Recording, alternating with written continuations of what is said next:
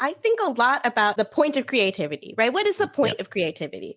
It's synthesizing something new out of lived human experiences and the other art that you've seen. Yeah. That is the one thing the model, a large neural language learning network model, cannot actually do.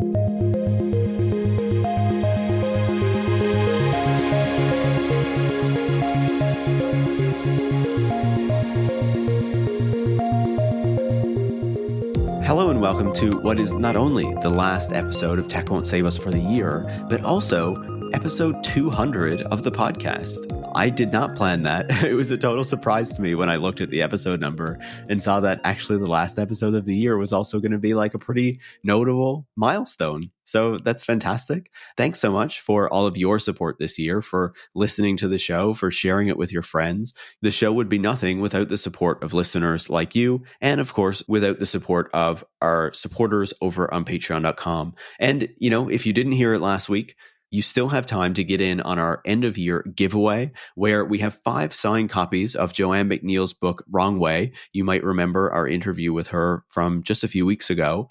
And 5 signed copies of my book, Road to Nowhere. So if you become a Patreon supporter before the end of the year, you will be entered into a draw for one of those books. You know, you get a chance to get one of those signed books. You know, you get a chance at a little prize, and you get to support the work that goes into making the show as well. So if you haven't signed up yet, consider going over to patreon.com/techwon'tsave-us in order to do it. If you are an existing supporter, of course, just go check Patreon and there will be instructions there for how you can get in on the giveaway as well. So with all that said, I hope that you are enjoying the holidays and are looking forward to, you know, a good New Year celebration as we head into 2024. To end off the year like we did last year, I wanted to, you know, do something a little bit different. Instead of just having a conversation with a guest as we usually do, which is, you know, fantastic, which is great. You all love that.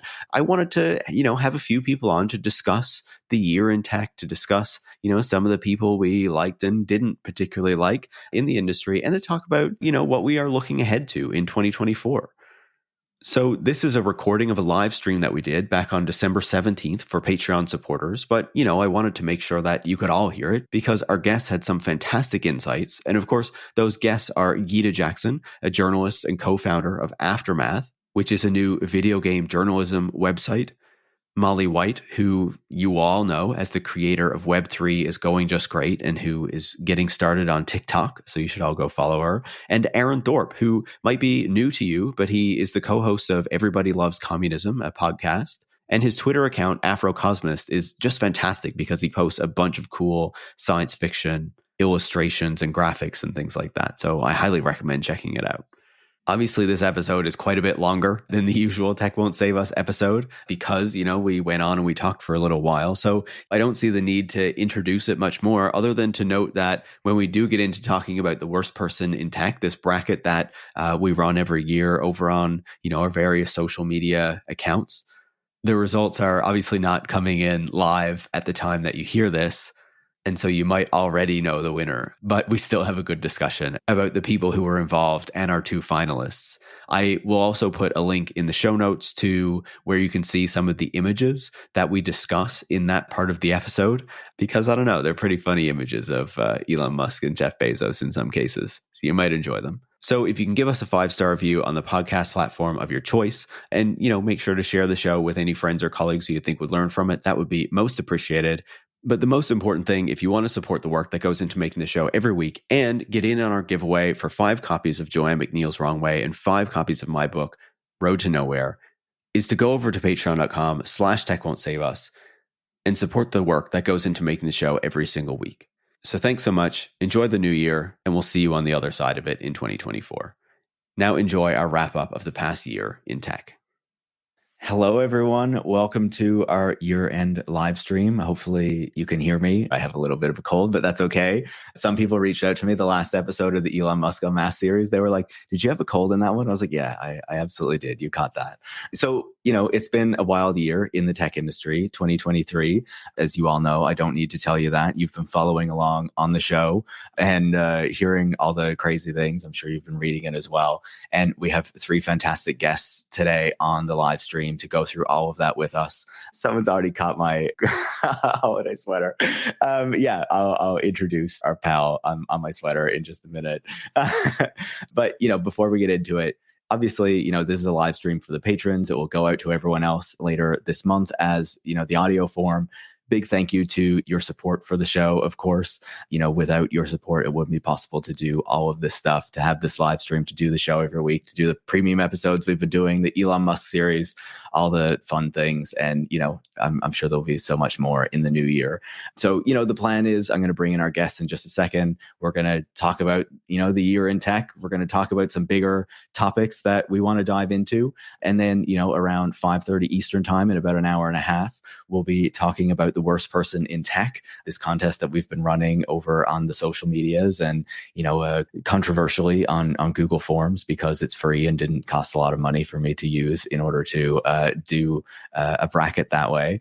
But yeah, so that's going to close it around in about an hour and a half. And then we'll talk about who's the winner. You'll hear it first before anybody else. And then, of course, I'll post it on social media once the live stream. And of course, stay tuned to the end because, once we kind of make that announcement, there's also something a little fun for all of you guys that you might be happy to hear about as we start to close off the year. So, a little foreshadow, a little tease there. So make sure to stick around.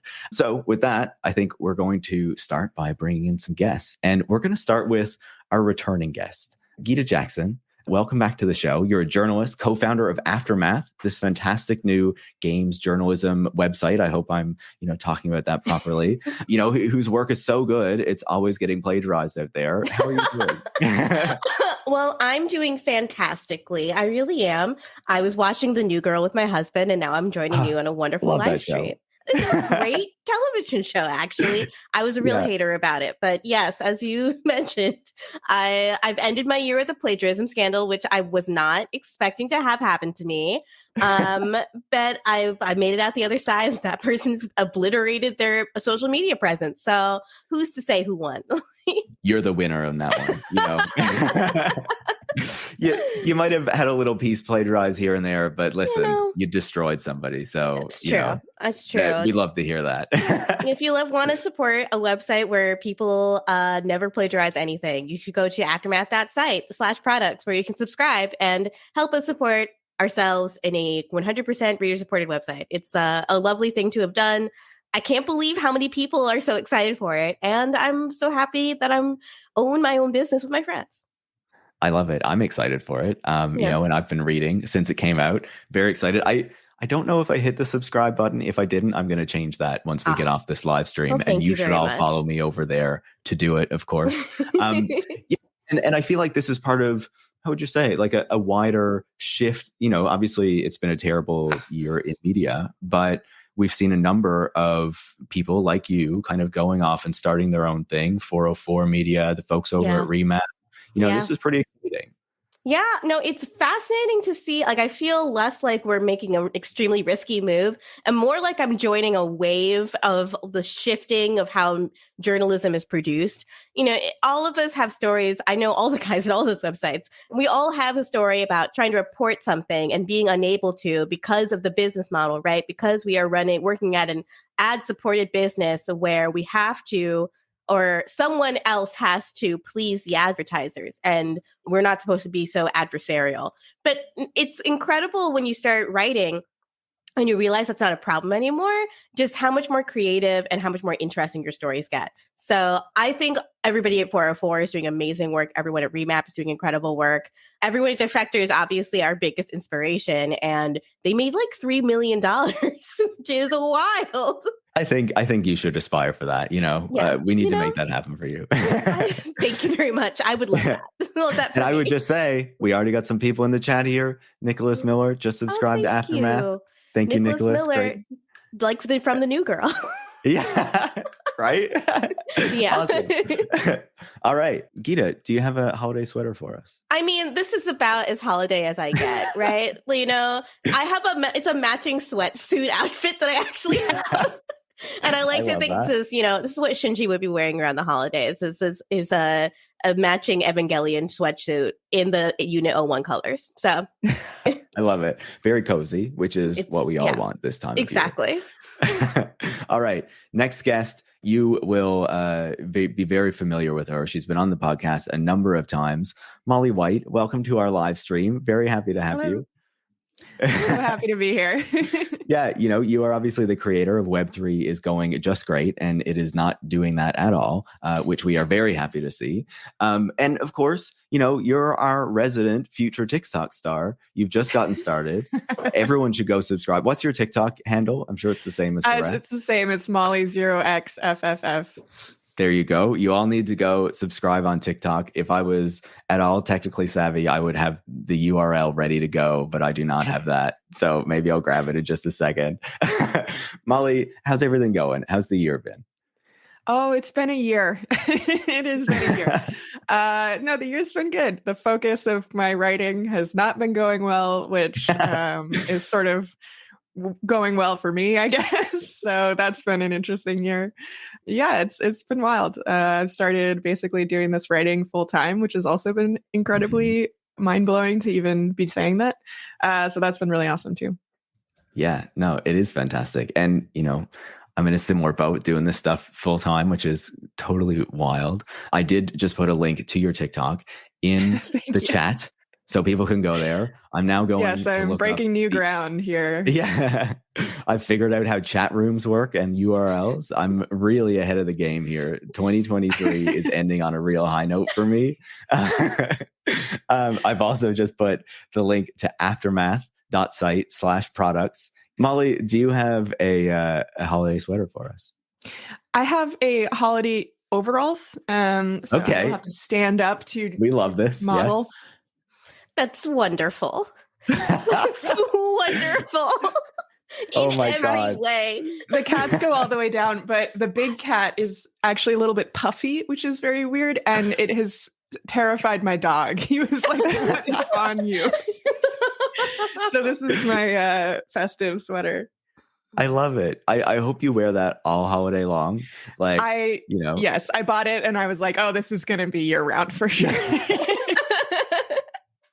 Fantastic. I love it. And, we'll be very excited to see your TikTok success continue into 2024 when you become, one of the big stars and we're hearing about you on the TikTok news or whatever, however. Or whatever, works. Yeah. Yeah. Whatever they do over there. I'm still not sure. Imagine like an old-timey newsreel guy. It's like, this just did. But he's got one of those tiny microphones. I love it. Maybe that should be like my TikTok persona. I think you figured it out. No, that would work for you. Yeah. I think you can pull that off. I feel like every few months, I'm like, you know what? I'm really going to join TikTok soon. I'm going to figure this out. And then I'm like, nah. So now I'm saying next year, and we'll see if that's actually going to happen. Someone needs to hold you to it. Yeah. You're all here. My accountability, all the listeners will be pushing me. Don't push too hard though. Now, our fourth guest, you have not seen him on the show before, but hopefully you've seen him over on x.com.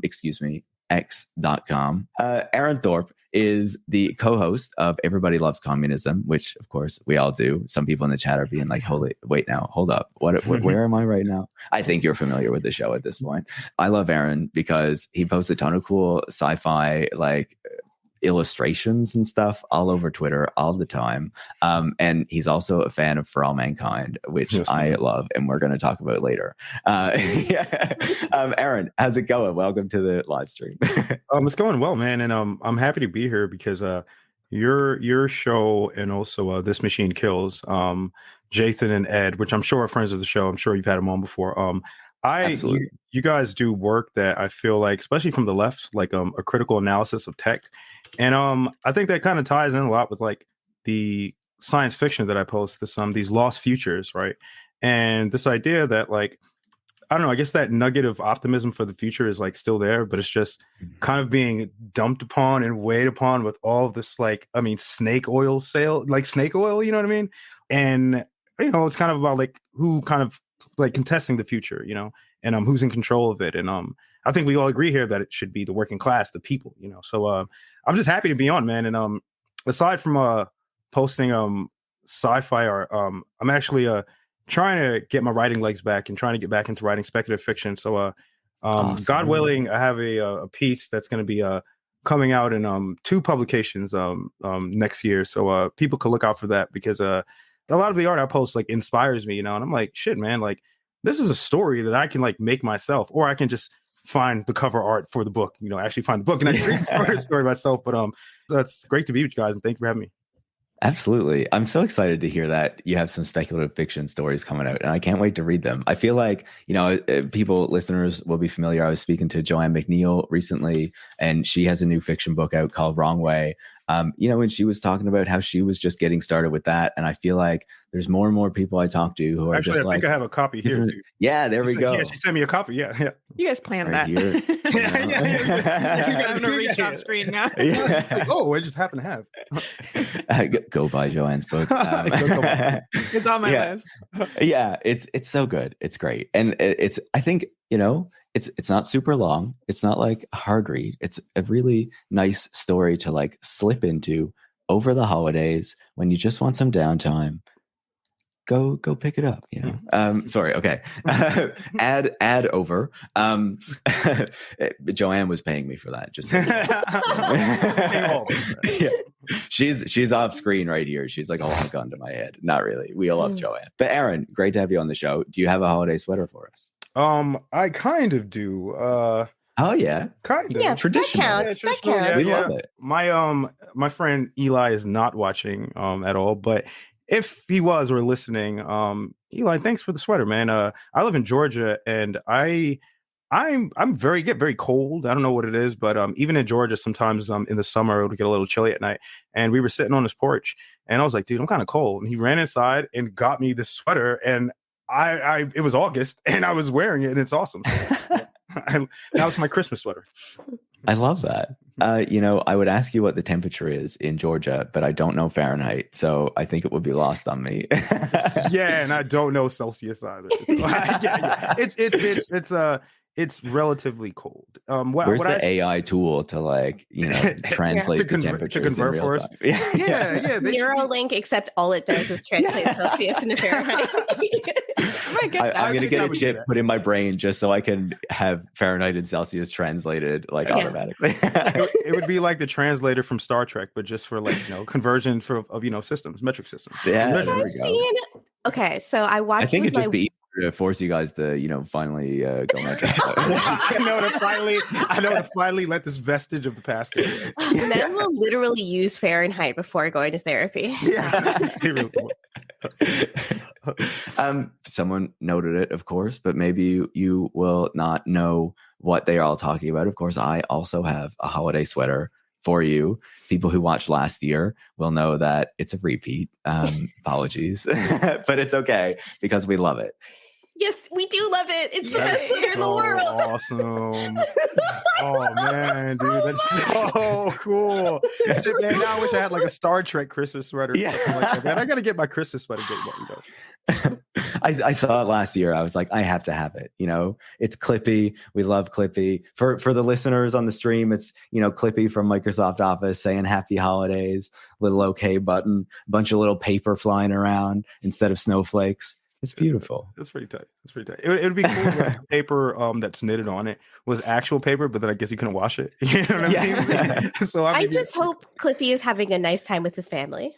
Me too. Yeah. Clippy's having a nice time with me. So has Clippy been retired? Is Clippy in the stationary desk that all stationary retires to with his white picket fence in his family? I believe so. I hope so. I don't think Clippy's in current Microsoft Office, which is a real shame. It's a missed opportunity, especially with the new AI tool. They could have just brought him back. People love Clippy.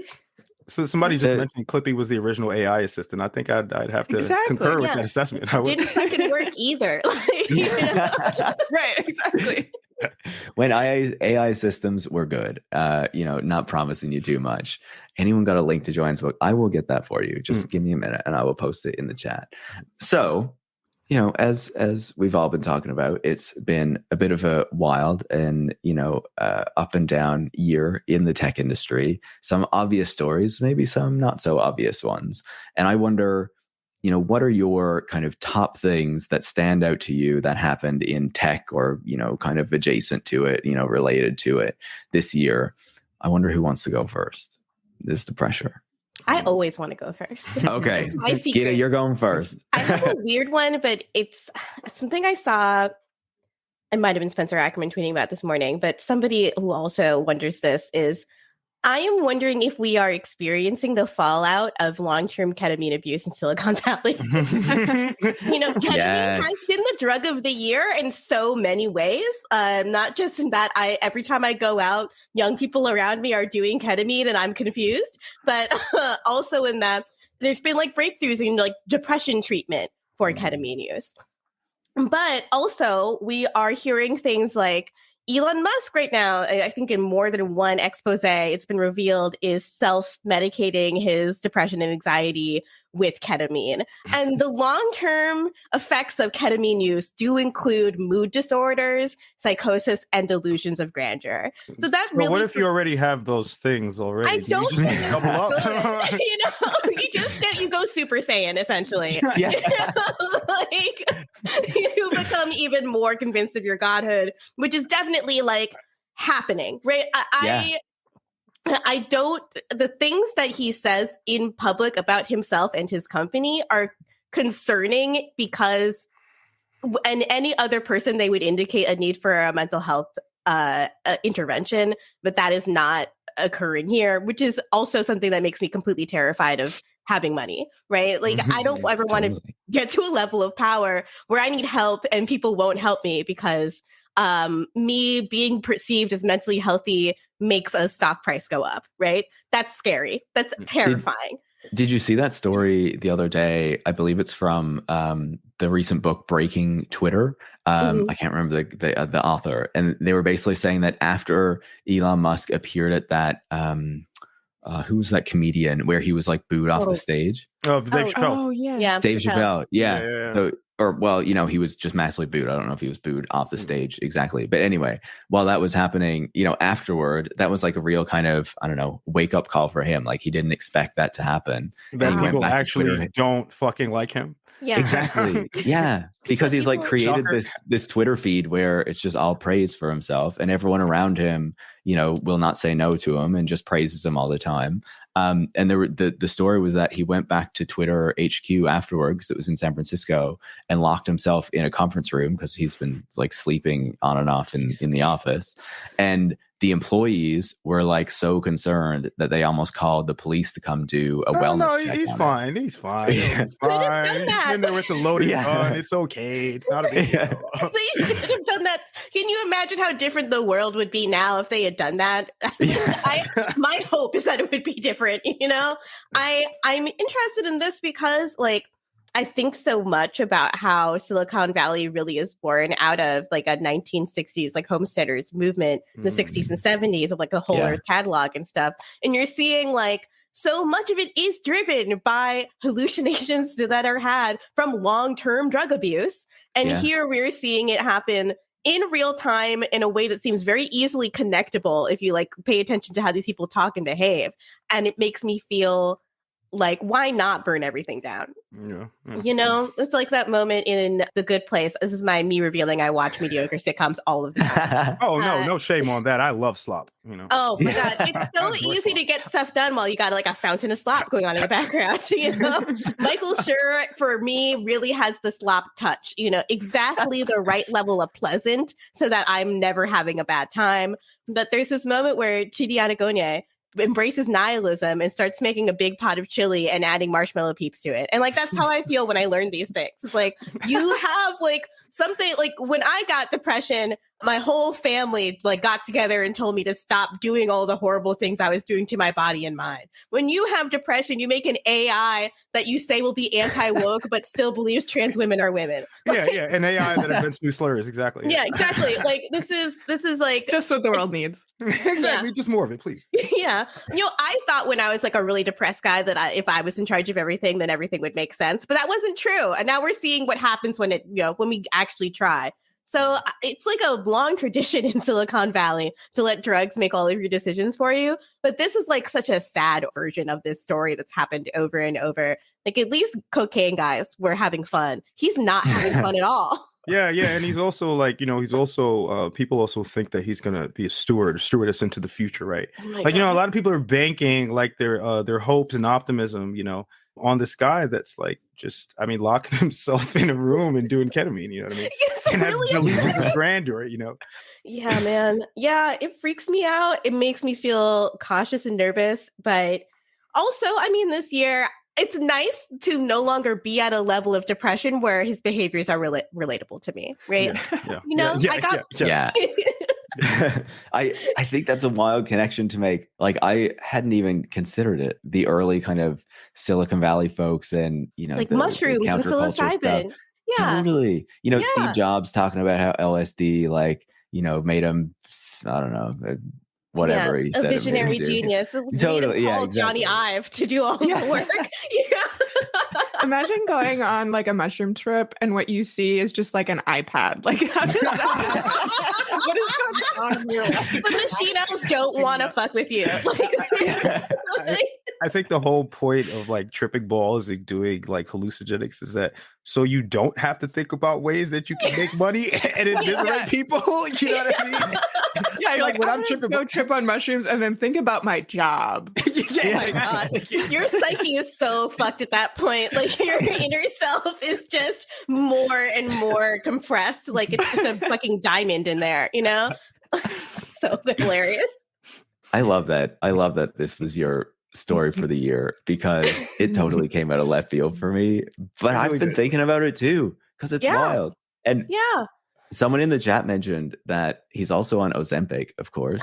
Oh, no. Really? Which is like, well, so sad. I don't know if he's off it now, but he was on Ozempic.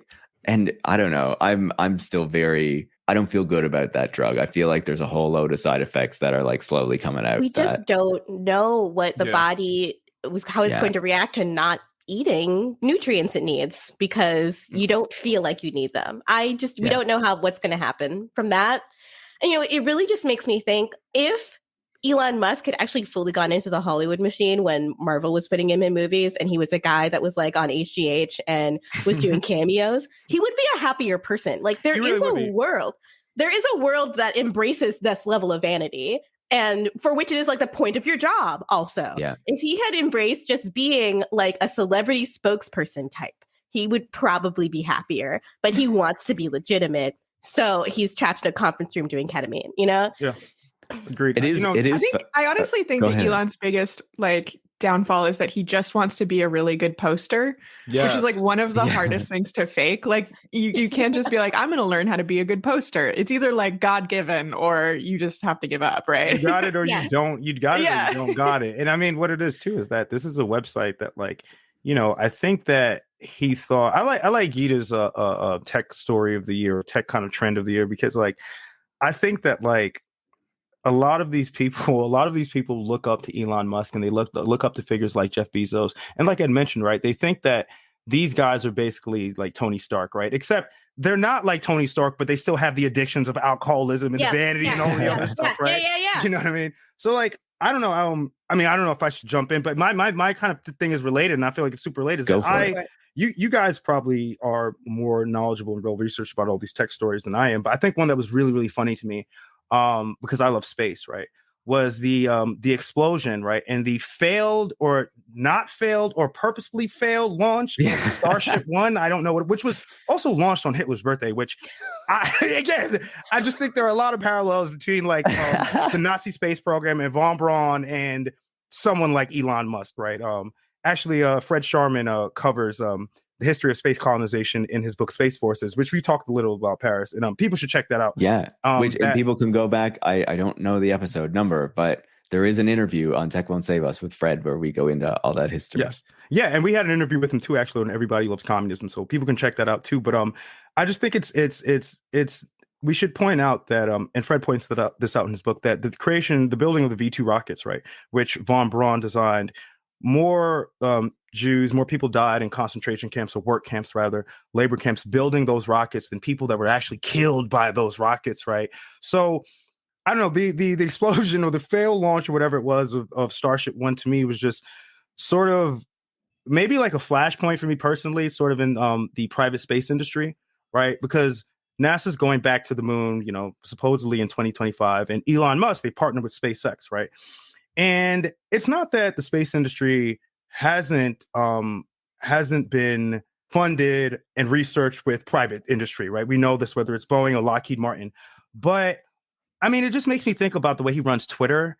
And I'm like, okay, we're never going to Mars, first of all. I love space. I love space colonization. We're never going there. But even if we were to do that, right, collectivize these resources, right, and someone who's willing to like bank on this awesome idea, right, I wouldn't want to be in a ship, that's Elon Musk, in a SpaceX ship, probably going, you know what I mean? Like, I know we're using those ships, but just the whole project of colonization, reproducing these injustices on Earth, I don't think that's the guy to do it. And I just have to say, the Starship thing it was very satisfying, It was very satisfying to watch it explode and sort of have these sort of ideas about the real reality, I guess, of space colonization and our prospects in space, kind of have them like crystallized, in this mass explosion where I'm like, yeah, man, these guys, what they are, they're future hustlers, they're snake oil salesmen and they're future hustlers. And I love to see them fail, man. I love to see it. That rocks.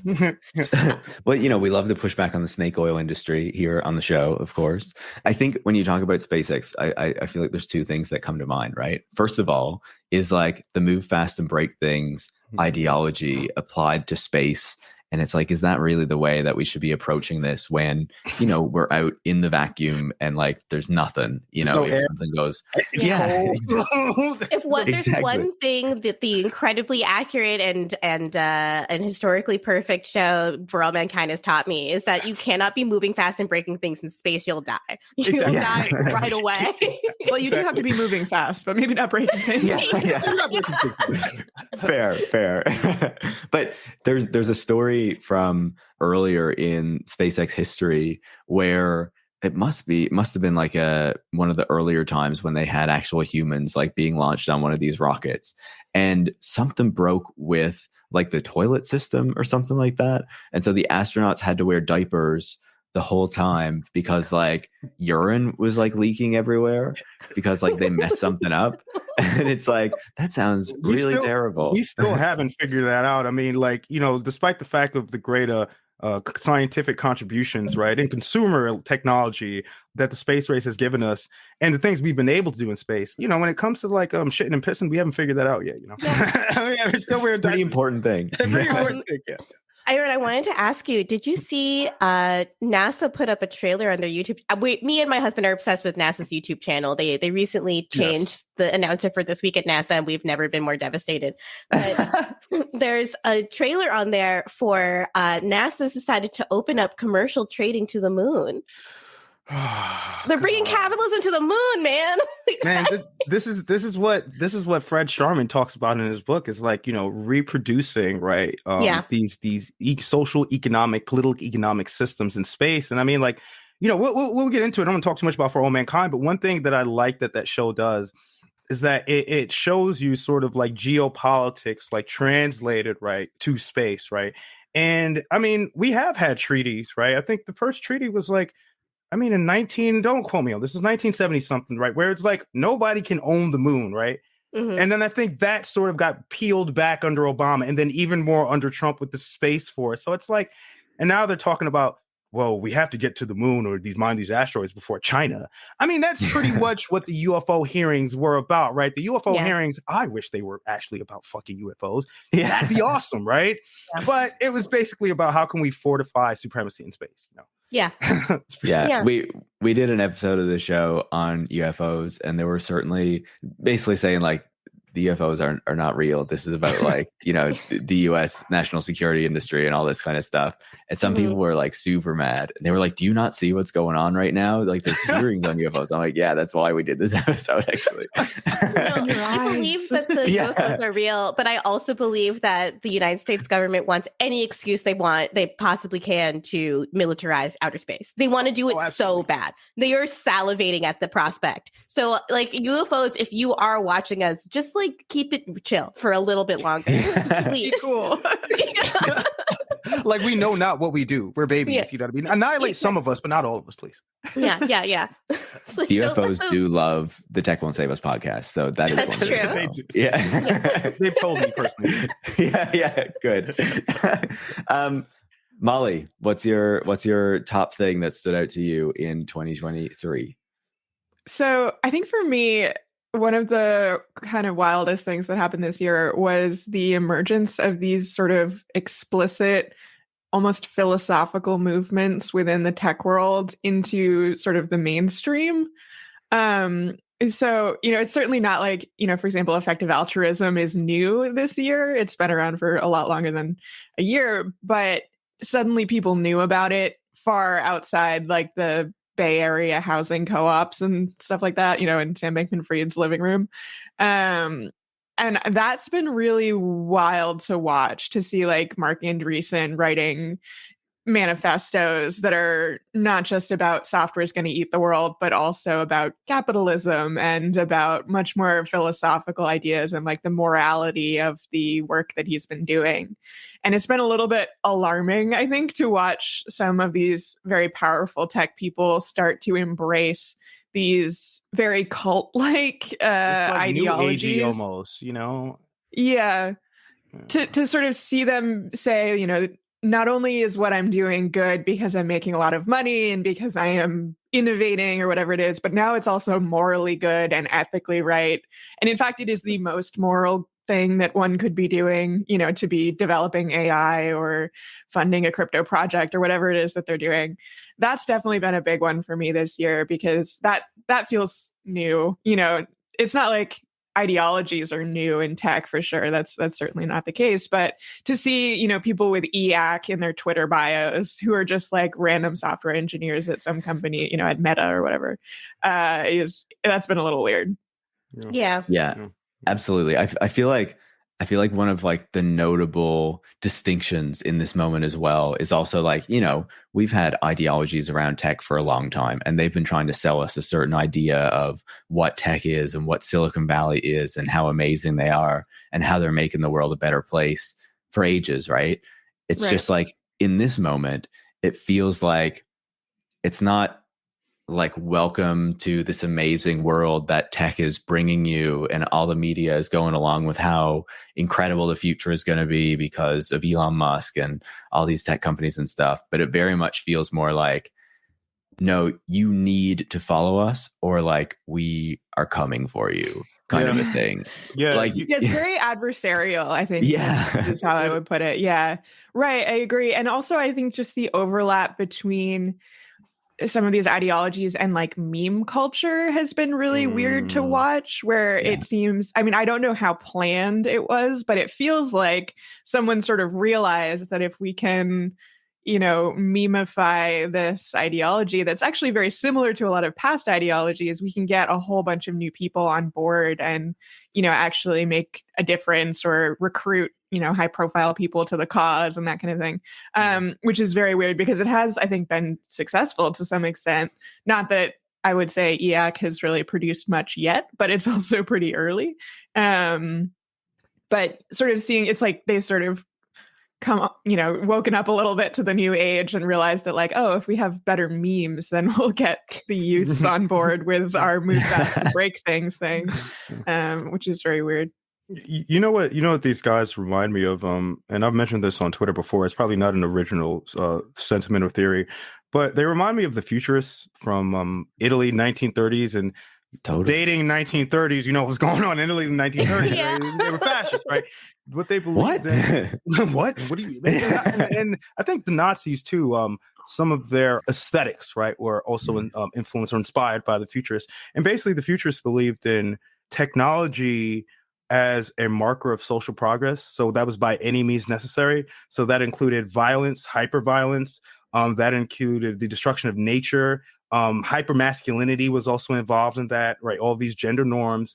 And what they essentially believed, I mean, this is where you get these sleek curves, right, of trains and a lot of the retrofuturism.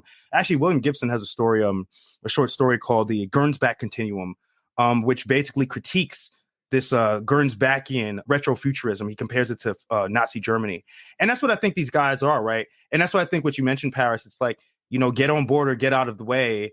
I mean, like, these are people that have no qualms at all about like stepping over, your family member's corpse in the street. You know what I mean? If it means that they can make a buck, and also, sell you something that will kill you, right? Something that's supposed to be like this Jetson sort of future, but it's like, oh no, that's just a Nexus device, That's a torment device, I guess. The torment Nexus, It's just like homies that spend all day long being terrified of Roko's basilisk are weak. That's what it is to me. Like, that's what this is to me. You're making up a guy that's you to be afraid for their future. The whole Roko's basilisk thing makes me absolutely furious because it is so much of the thing that gets wrapped up in, like, I think, this futurist impulse, this, I was going to say ethical non-monogamous, but that's not. That's pretty good. I like that. That's pretty good. That's really good. I just can't remember what it's called. But you mean effective altruist? Effective altruist, I do. Every time I'm trying to say effective altruist, I think ethical non-monogamous. I mean, there's some overlap there. Ethical non-monogamous is a thing? They did enjoy that in their. It's like it's the cool new name for polyamory, I think. Yeah, it's just like they invented a whole bunch of rules for just having cool casual sex, basically. Again, it's like a similar type of attitude, right? That encompass all of these things. I think this idea of there being like it's reinventing religion in a lot of ways. Yes, an idea of being an immutable version of you that could be harmed by your actions in the present, but in the future. So they've created like a new weird version of religion that doesn't involve God, but also involves them becoming God, possibly by making good choices now and not making bad choices in the future. That's just Catholicism. Yeah. I don't know why they need to do it again.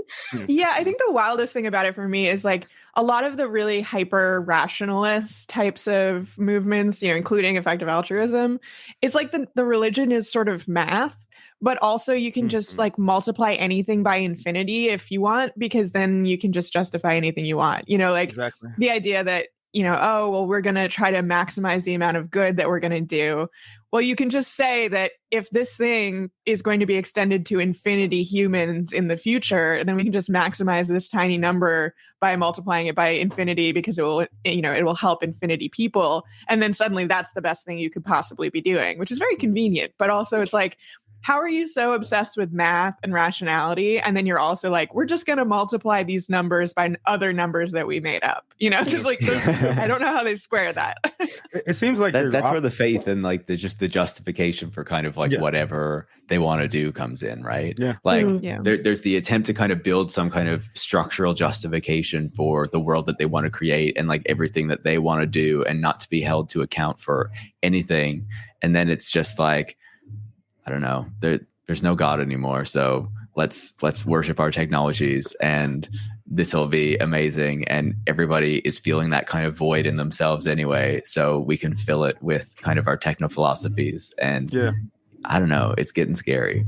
It is. I think that religion analogy is so apt because I guess, religion is still like used for this, but, in sort of creating like an overarching narrative for people, and giving people like something to believe in. And I think like the tech stuff, especially because we are ever increasingly like bombarded with these new technological inventions and achievements. And I think Molly, you've talked about it before, like creating a solution to a problem that doesn't sort of exist, And it's like, I think at the end of the day, like, I think that religion is kind of based on like this infinite growth fallacy, And I mean, at some point, like I was thinking about this the other day about data centers, and about like I mean, I don't know if we'll run out of physical space, right? But there's a finite amount of space that you can have to, like, to build these data centers, and also the effect on, the environment and whatnot.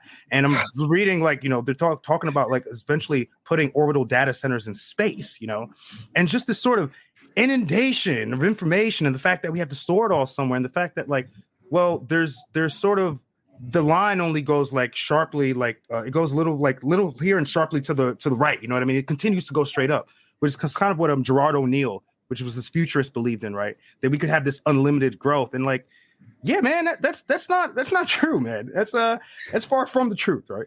Mm-hmm. Yeah, and that's like at the basis of Jeff Bezos's visions for space and all this kind of stuff, right? I think the data centers is a good bridge into the thing that I'm going to bring up, which is, quite obvious if anyone's been paying any attention to the tech industry. I would say I love all the topics that you've all brought up, and how they weren't like just the totally obvious things, which is what I'm going to bring up because I want to prompt the conversation on it. But Nicholas mentioned the old new agey. I miss when the trendy capitalist new aginess was like listening to Enya and shopping at Natural Wonders. I will just say, hearing Enya brought me back, especially to Lord of the Rings: The Two Towers. The song that she made for the credit sequence, the Gollum song. Man, I listen to that so much. Yeah. We've talked about elves before, how we couldn't let go of the Lord of the Rings television show a little bit because the elf politics was good. I love elf politics so much. I wish the show was better. Like, I want to see more elves. I don't personal know recommendation on Twitter, but I got a new keyboard, and it's like Lord of the Rings, like elvish. Oh, nice. shit. Oh my god, it's so Dude, cool. I saw the keyboard, but I did not zoom in enough to see that. Yeah, so and like I think I would totally. oh my god, I think I would totally go into a catatonic state if I had to use it. Like, I think I would freak out. But I like. You gotta press the one ring. Yeah, I would always press the one ring. Yeah. Personal recommendation for me to you, Paris Marks, is the anime Frieren, which is all about being an elf and living a really long time and realizing that you have to actually befriend your friends instead of being aloof and elf-like. Okay. Yeah. I love this. All that the show is about. It's great. It's That sounds wonderful. really positive. It Sounds like One Piece for elves. That sounds. It's a little bit about like grief, like pre-grieving, knowing you're going to live longer than all your friends, but it Aaron is very over here cheerful. writing down One Piece for elves in his sci-fi novel. I'm creating ideas right here. Oh my god! Can you imagine elf pirates? They'd be so rude. Not like that. I love the idea, though, that I'm imagining that right now. Spell the name for me of the show. Frieren. Frieren.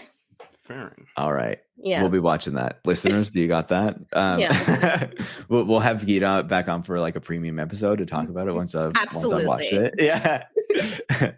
All right. My topic, big story, most obvious story of them all, AI hype. Come on. Yeah. It's the one. ChatGPT, November 2022, really takes off early this year. Sam Altman doesn't. There's only one bad Sam in tech. Yeah. I have said they need to stop naming people Sam. There's too many of them. Yeah, that name has been ruined. Sam little baby. If you're with a half-baked idea, you just got to get out now. Change your name. We Or can't change have your too name, many. Yeah. If you hear a Sam coming into these VC offices, shoo them away. That's bad news. You get a big hammer, possibly. Yeah. No, don't do that. Or like a big old cane to just yank him out the door. Get like an Acme hammer. Yeah. Yeah. Anvil. Yeah. Michael says Sam Altman-Fried, Sam Bankman-jailed. Yeah, fair enough. Yeah. That's really good. That's really good. But yeah, so we have our Sam Altman. He goes on his big tour. Recently he's experienced some tumult at the company, been ousted and then reinstated as CEO. But, I think for me, watching the AI hype, it was a real kind of deja vu moment. And certainly I've talked about this on the show before, right? What really kind of woke me up to like seeing the tech industry more critically, the thing most of all that did it was seeing in the mid 2010s when there were all these promises about automation and robots and AI taking all of our jobs, right? And we were going to need a basic income to like make everyone secure, because nobody was going to have an income anymore because the robots were going to do all our jobs and it was going to eradicate like half the jobs by whenever. And then it never happened, right? And then what actually happened was Amazon used tech to like have this algorithmic management of its workers so that, you know, it could carve them out of unions and make sure they were paid less and, you know, make really high like production targets on them that make them at much higher rates of injury. And companies like Uber using it to like carve workers out of employment protections altogether. But yeah, so this is my big thing, right? I saw this happen. At the time, I was like a believer, right? I was like a fully automated luxury communist. I really believed that like the technologies were going to wipe out all the work, and like how are we going to possibly like live in a society without a basic income, blah blah blah, right? Then it didn't happen, and I was like, okay, my understanding of this industry is like totally wrong. Like I got something wrong, and I need to like re-examine this. And that's really where like my perspective on the tech industry that I have now really came from, and kind of reassessing it and looking at the political economy of this industry and like understanding what's actually happening there. And so then this year to see like all the hype around AI again and how it was going to take our jobs and like all these narratives like being repeated from the mid 2010s, I was like, how are we doing this again? Like how is the media still reporting all this stuff and not like waking up to it? So yeah, it was like a deja vu moment, but it was also like, I don't know how I would describe it exactly, but it seemed like more people this time were very much bought in from the beginning, or recognizing from the beginning, maybe because of the crypto wave that happened more recently, that like this was just another hype wave to drive investment in the industry, and it was all going to fall away in like a year or two, and then we'd be on to the next thing. Well, So, didn't yeah, a lot of the people who were on that crypto wave, a lot of the people were also funders and pushers and advocates of AI, Yeah. right? I remember going to different VC blogs and reading their like AI evangelism, and then like just clicking out to the blog roll and scrolling down and seeing the same exact post for NFTs. Like a few months later. Replace the word NFT with AI. Yeah. Basically, yeah, it's the same arguments, and also the same argument that I've heard about every single piece of radical technology that ends up kind of sucking. You know, my favorite thing to do with ChatGPT, and it's always like, just do it. If you're in chat, do it right now. Load up ChatGPT and type, draw me an ASCII illustration of a map of the United States, labeled, and label all the states and describe the drawing, and just see what happens. Yeah. You know, just every time it'll give you a very, very interesting idea of what even the general shape of the United States is. And it's been like this throughout every single version of it. Like a 10-year-old with enough time can draw an ASCII art map of the United States. It's not that hard. You can have like what is the sort of the thought experiment, like 100,000 monkeys typing on a typewriter that'll eventually type out a novel. You don't think about the AI too. The AI hype too is that, and somebody pointed this out to me. Maybe this is just a general sort of opinion or take on it, but you know, it seemed like Paris, I mean, I don't like to call myself a futurist because of those connotations, but I am a futurologist. I like to think about technology, right? And think about, especially, you know, as a radical, and think about the ways that technology can free us from you know, the kind of like bullshit labor that we don't need to be doing, right? Of course, people would still, well, that's the point, right? Is that AI, I thought, was supposed to do the work that nobody wanted to do. Now it's doing things like creating art and writing news articles, and it's doing all these other things that like are very human, but they're uncanny, and it's just this kind of a simulacrum of human interaction. Like, I mean, I saw there's this AI writing program called PseudoWrite that I've seen people pushing, and like, I'm sorry, it's kind of like what you said, Molly, earlier about posting. If you don't got it, you don't got it, man. Like the idea that a computer will first of all will amalgamate, right, all of these different sources, right? So already you have their theft, right, intellectual theft, but also how is a computer going to describe like the touch of a human face, right? Yeah. Or like the smell of something. And I know this is a more general philosophical kind of debate, but I really do think about the ways in which, you know, like these failed promises of technology sort of hollow. I mean, it kind of hollow us out. And I mean, it's not that people are making these individual decisions. It's coming on from down high by these like snake oil salesmen, you know? Yeah, I think a lot about the point of creativity, right? What is the point of creativity? It's synthesizing something new out of lived human experiences and the other art that you've seen. Yeah. That is the one thing the model, a large neural language learning network model, cannot actually do. Like, technologically, that is not part of what it can do. It can statistically find the combinations of words and pixels that will please the user, but it cannot make something new. It can only make something out of the bits and pieces of other things you've already seen, which makes a lot of sense that people are obsessed with it for making pornography girlfriends, you know? yeah.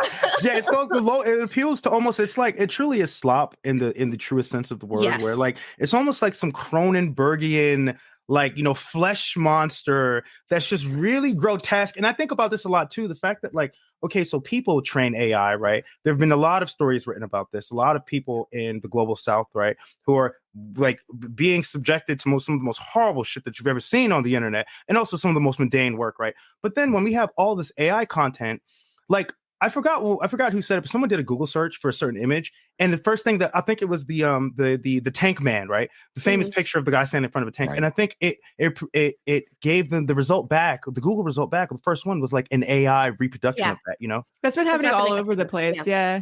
I find it fascinating though, like when I hear you describe that, because I feel like one of the things that stands out to me, like, you know, like the robots are not going to do the janitor's work, and the robots are not going to do these like tasks that we would want to free humans from doing for the most part, right? These real kind of basic tasks. And you know what? Maybe there's people who enjoy doing janitorial work, and more power to them. Sure, you know, they should just be paid well if they want to do that. Exactly. If you want to be a garbage man, you should get paid more. You know what I mean? Totally. Absolutely. You know, there are some kinds of work as a writer I can understand not wanting to do. People in video game development have said they've used ChatGPT and similar neural like language learning models to write character barks, which is like a character saying "oof." Like, it's like you need to write 100 of those, and I can understand not wanting to write and rewrite the same list of barks that you've written like a dozen times before.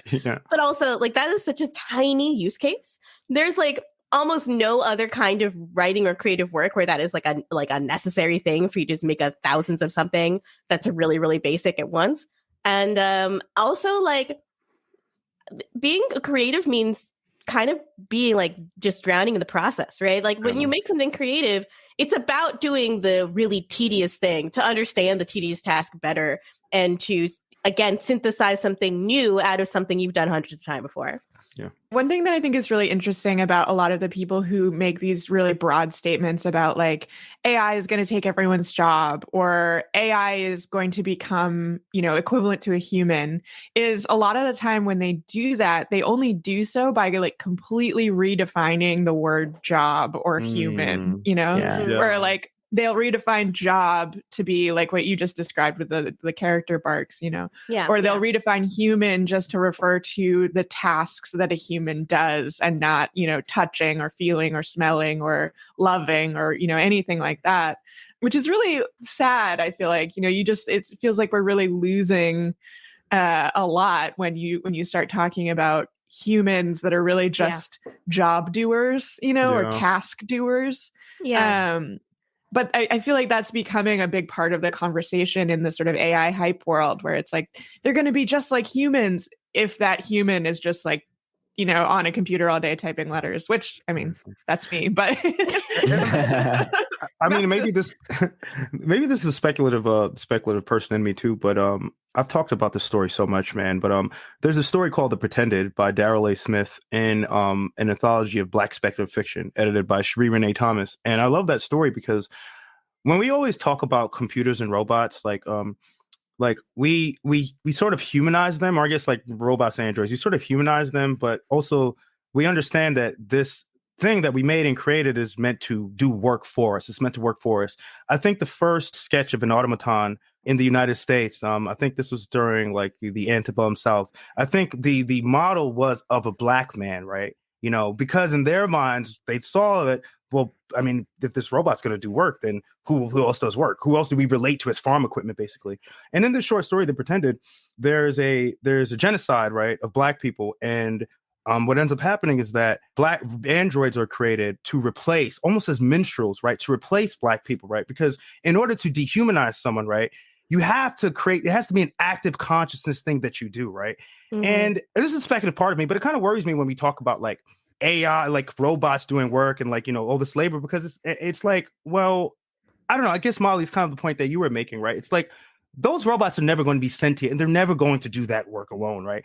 Somebody is going to have to be subservient to that. They're going to have to be almost an addition, right? Yeah. Almost like a complementary piece or something that you screw in to make something work, And I just think that like, this talk of like valuing human life and labor while devaluing human life, and the labor that people do, I just think it's a weird trap. I don't know if any of that made sense, but it's a very sticky trap, Total sense. I think about this a lot in relationship to journalism, where you see some websites like my former employer, GeoMedia, has been running AI articles. And the mission is to make journalists who have been doing all of the work of journalism for so long and will likely continue to do all of the work of journalism when they're having to shepherd these little AI writers, is to turn them from creative working people with ideas to technicians or minders for the robots. Minders, Yeah. And it's likely, again, because the AI writing is like the AI fucking ChatGPT article that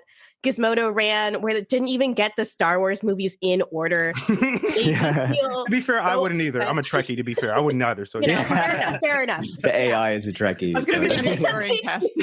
Yeah. God, if only an AI had that level of taste, right? And observation, that would be incredible. That would be worth it to having it maybe supplement some of your takes, because I know you need 1,000 of them when you work in an environment like that. But like, you will continue to have to be an editor, a writer, a researcher, a proofreader, doing layout, all the things that were involved in your job description before, except it's all credited to the AI. Yeah. So, it is absolutely mind-boggling. Like, you're watching the devaluation of a complete field of work in the name of elevating it, just as it's happening. Gita, that's such a good point that you bring up, because on the Trillbillies, which is the other podcast that I do, we've talked about this before. We've talked about like how AI will eventually, the onus will be placed on the AI, right? It'll be placed on like, well, sorry that AI like racially profiles people, whether it's from law enforcement to the healthcare industry, it's unbiased, right? It's not our fault. And it's like, well, dude, like it reminds me of like Kodak, when Kodak first started making color film, the reproductions of Black people, right? Like the color in color, I mean, like you couldn't see them, right? You couldn't, and the representation was awful, because they were like, well, we didn't know that Black people bought film, you know what I mean, and cameras. Yeah. And once they realized that, they developed the kind of film and the solution, right, that had those colors pop in a more realistic way. I think about how some of these AI programs or some of these like sort of image sensing or image recognition can't recognize different faces. I mean, my point is, we play these biases already baked in to the technology, and it just worries me when law enforcement in the United States decides that they're going to like literally Minority Report, which again is a cautionary tale, dog. You're not supposed to want to do that shit, man. It's not a blueprint. Yeah, it's not a blueprint. Yeah. Exactly. Shocking. So many bad things happened to Tom Cruise in that movie. Come on, guys. He did. He had to take his eyes out. Like, come on, man. Oh my God, When you talk about the Kodak stuff and the photos, it brings to mind how, like in New Zealand as well, the Maori people had these like beautiful face tattoos, right? And when they would take a photo of them, however it worked, like it would not pick up the fact that they had face tattoos. No. And the way that the photo would come out was the person's face, but without the tattoo. That's so scary. That is and so it like shaped the representation of chilling. Maori people, because you take photos of them, you present these photos or whatever, and always the photos are without the moko, or I believe it's called the face tattoo, right? Yeah, it's wild just to see how those things can be kind of built into the systems. But I think to pick up on the broader points that you've been talking about around journalism and around kind of film, television, broader kind of creative works in these AIs, for me it often comes back to the question around like what can be picked up by capitalism, like what can a price be attached to, and what is kind of difficult for the capitalist system to actually kind of quantify. So like when you're thinking about, work that goes into an article and what people get from that, or if you think about like a film and, kind of the very unquantifiable kind of feelings that people have when they kind of experience something that really hits them. Like Marx, of course, would say it's the kind of exchange value. You can kind of pick up certain things. And it seems like these people who are really driven to push this AI are like, how can we create more art that is able to be quantifiable, even if it's total garbage? Because then we know we can sell it for something, even if we're churning out like all these NFTs or all these AI, pictures that are, coming out of Midjourney or Stable Diffusion or, whatever else they're going to do in the future.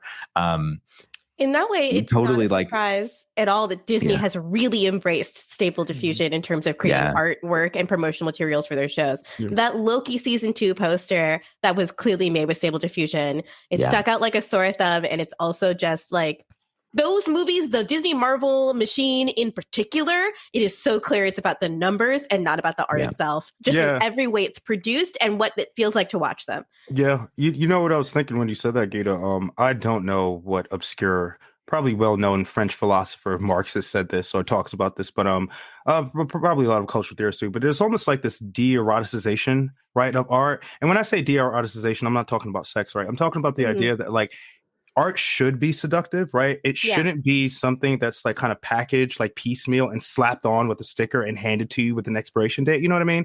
It should be something that like actually kind of draws you in, And I mean, I think that Marvel, Disney, all these like media conglomerates, I mean, of course, we saw this with the writer's strike, of course, right? Even though they're saying, well, we're going to wait until the technology really matures, right, to do so. It's like, no, dude, wait, you already have plans, like whether it's capturing the likeness of an actor to reproduce them in AI, whether it's cutting writers out. Well, you're not cutting writers out the process completely because like you were saying, Gita, they're minders. What they'll do is they'll edit, right, and tweak the plot a little bit. And it's just like, I mean, I was arguing with somebody, I think on Twitter, and I was like, dude, you won't recognize the difference, right, when they start doing the AI. I mean, we saw this with the Secret Invasion, right, intro, right, with Samuel Jackson, that other Marvel special. And watching it, especially someone who posts art on my Twitter, it gives me like an uncanny visceral, like the uncanny valley visceral reaction, like almost feel nauseous. And it pisses me off so much because I see sometimes, and I block these people all the time, they'll comment like, oh, well, you posted John Berkey, because John Berkey's art style already looks, it almost looks like AI before AI. It's very impressionist, right? And people were like, oh, in the style of John Berkey. And it's uncanny how like similar it is, but also how it's not, right? That gap, you know what I mean? Yeah. Yeah. There's a I kind of wonder. Yeah. Oh, go ahead. Oh, it just feels like a you can feel the lack of a human, and I've been so much more woo about creativity since I've had to force myself to really think about how I create things, and it's just like there's just this little thing, like this feeling of humanity, and you can feel it when it's lacking. You really can. That's all. Mm-hmm. I was just going to say, like, I feel like the folks who are working on these AI systems are like really hoping that they can reduce art and music and whatever it is that they're trying to create with these AI systems into what can be quantified and input into this algorithm, this machine that they're creating. But I feel like, and I feel like their hope really is that they can also shift public perception to value those very same things, because then you can maximize the sort of capitalist extraction of whatever these AIs are creating. But I feel like there is going to be this issue where people can tell, right? People can read something and say, that sounds AI written, that sounds AI generated. And if you're a writer and someone asks you if something you publish is AI, that's like offensive, right? Because then you feel like, do I sound like that? That's do I sound like a robot? Am I a robot? Yeah, Sometimes I think I am. But am I that bad? Really, like marketing copy writing style that AI seems to have. Yeah.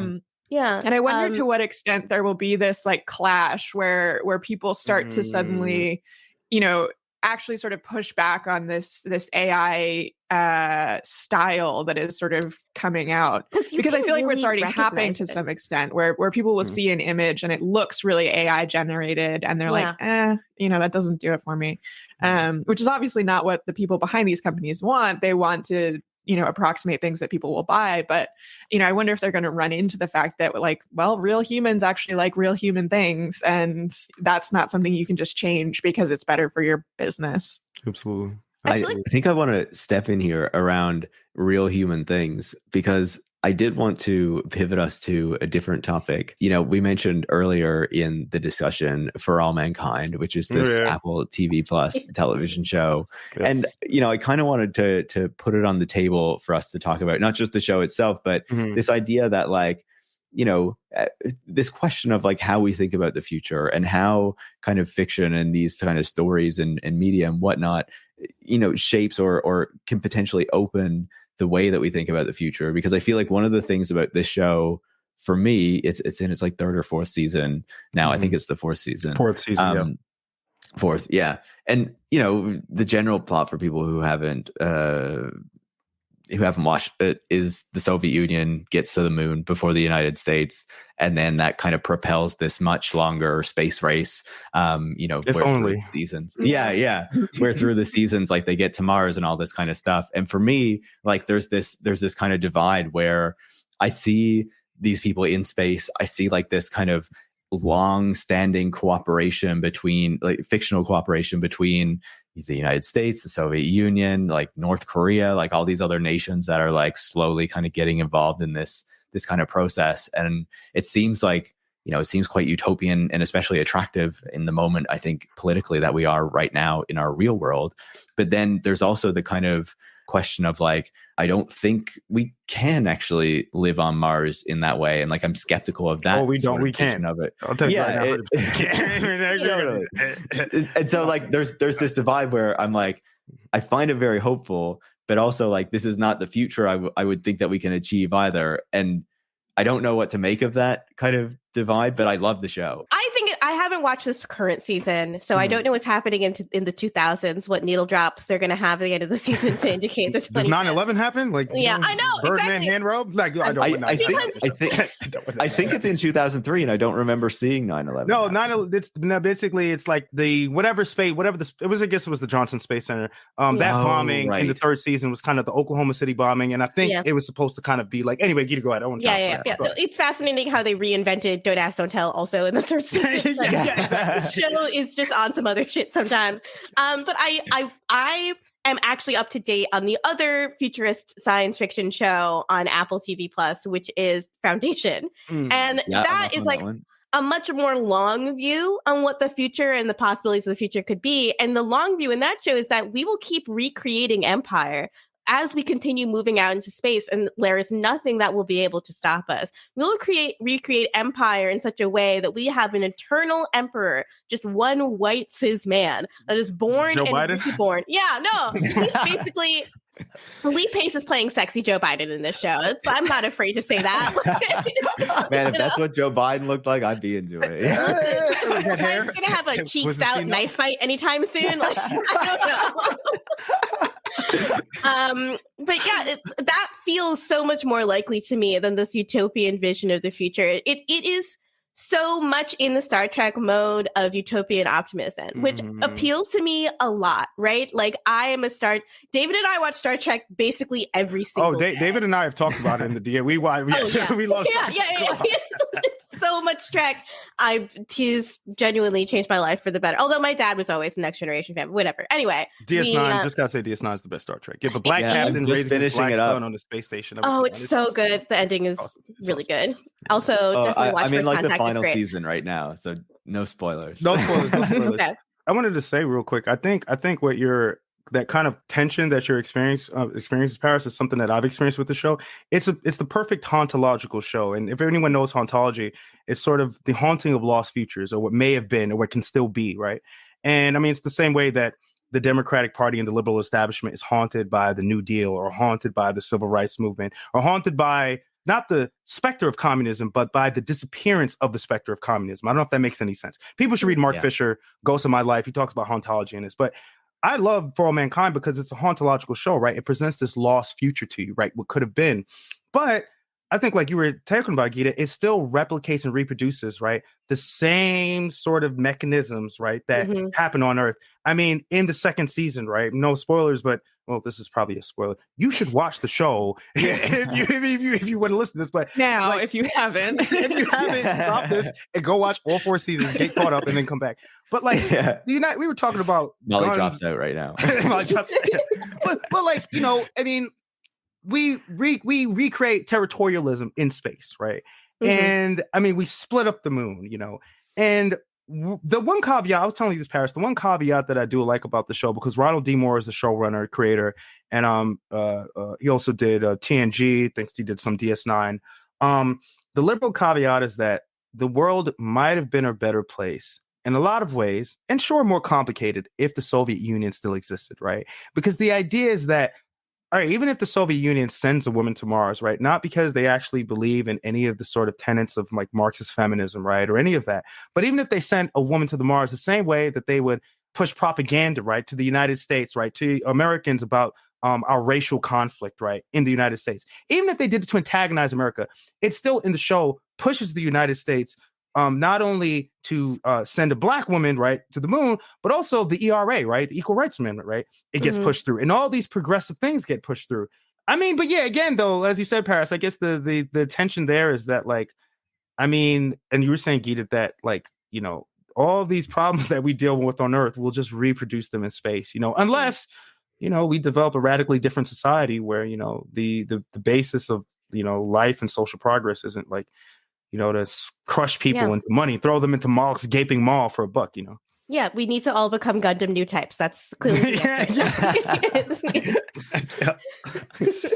But I do think, like, for me, some of the science fiction that has always kind of stood out to me is that kind of science fiction that I feel opens my mind to different possibilities that maybe I hadn't considered, right? And that's one of the reasons that, like, I absolutely adore Ursula K. Le Guin, and always Samuel R. Delaney as well. Totally, yeah.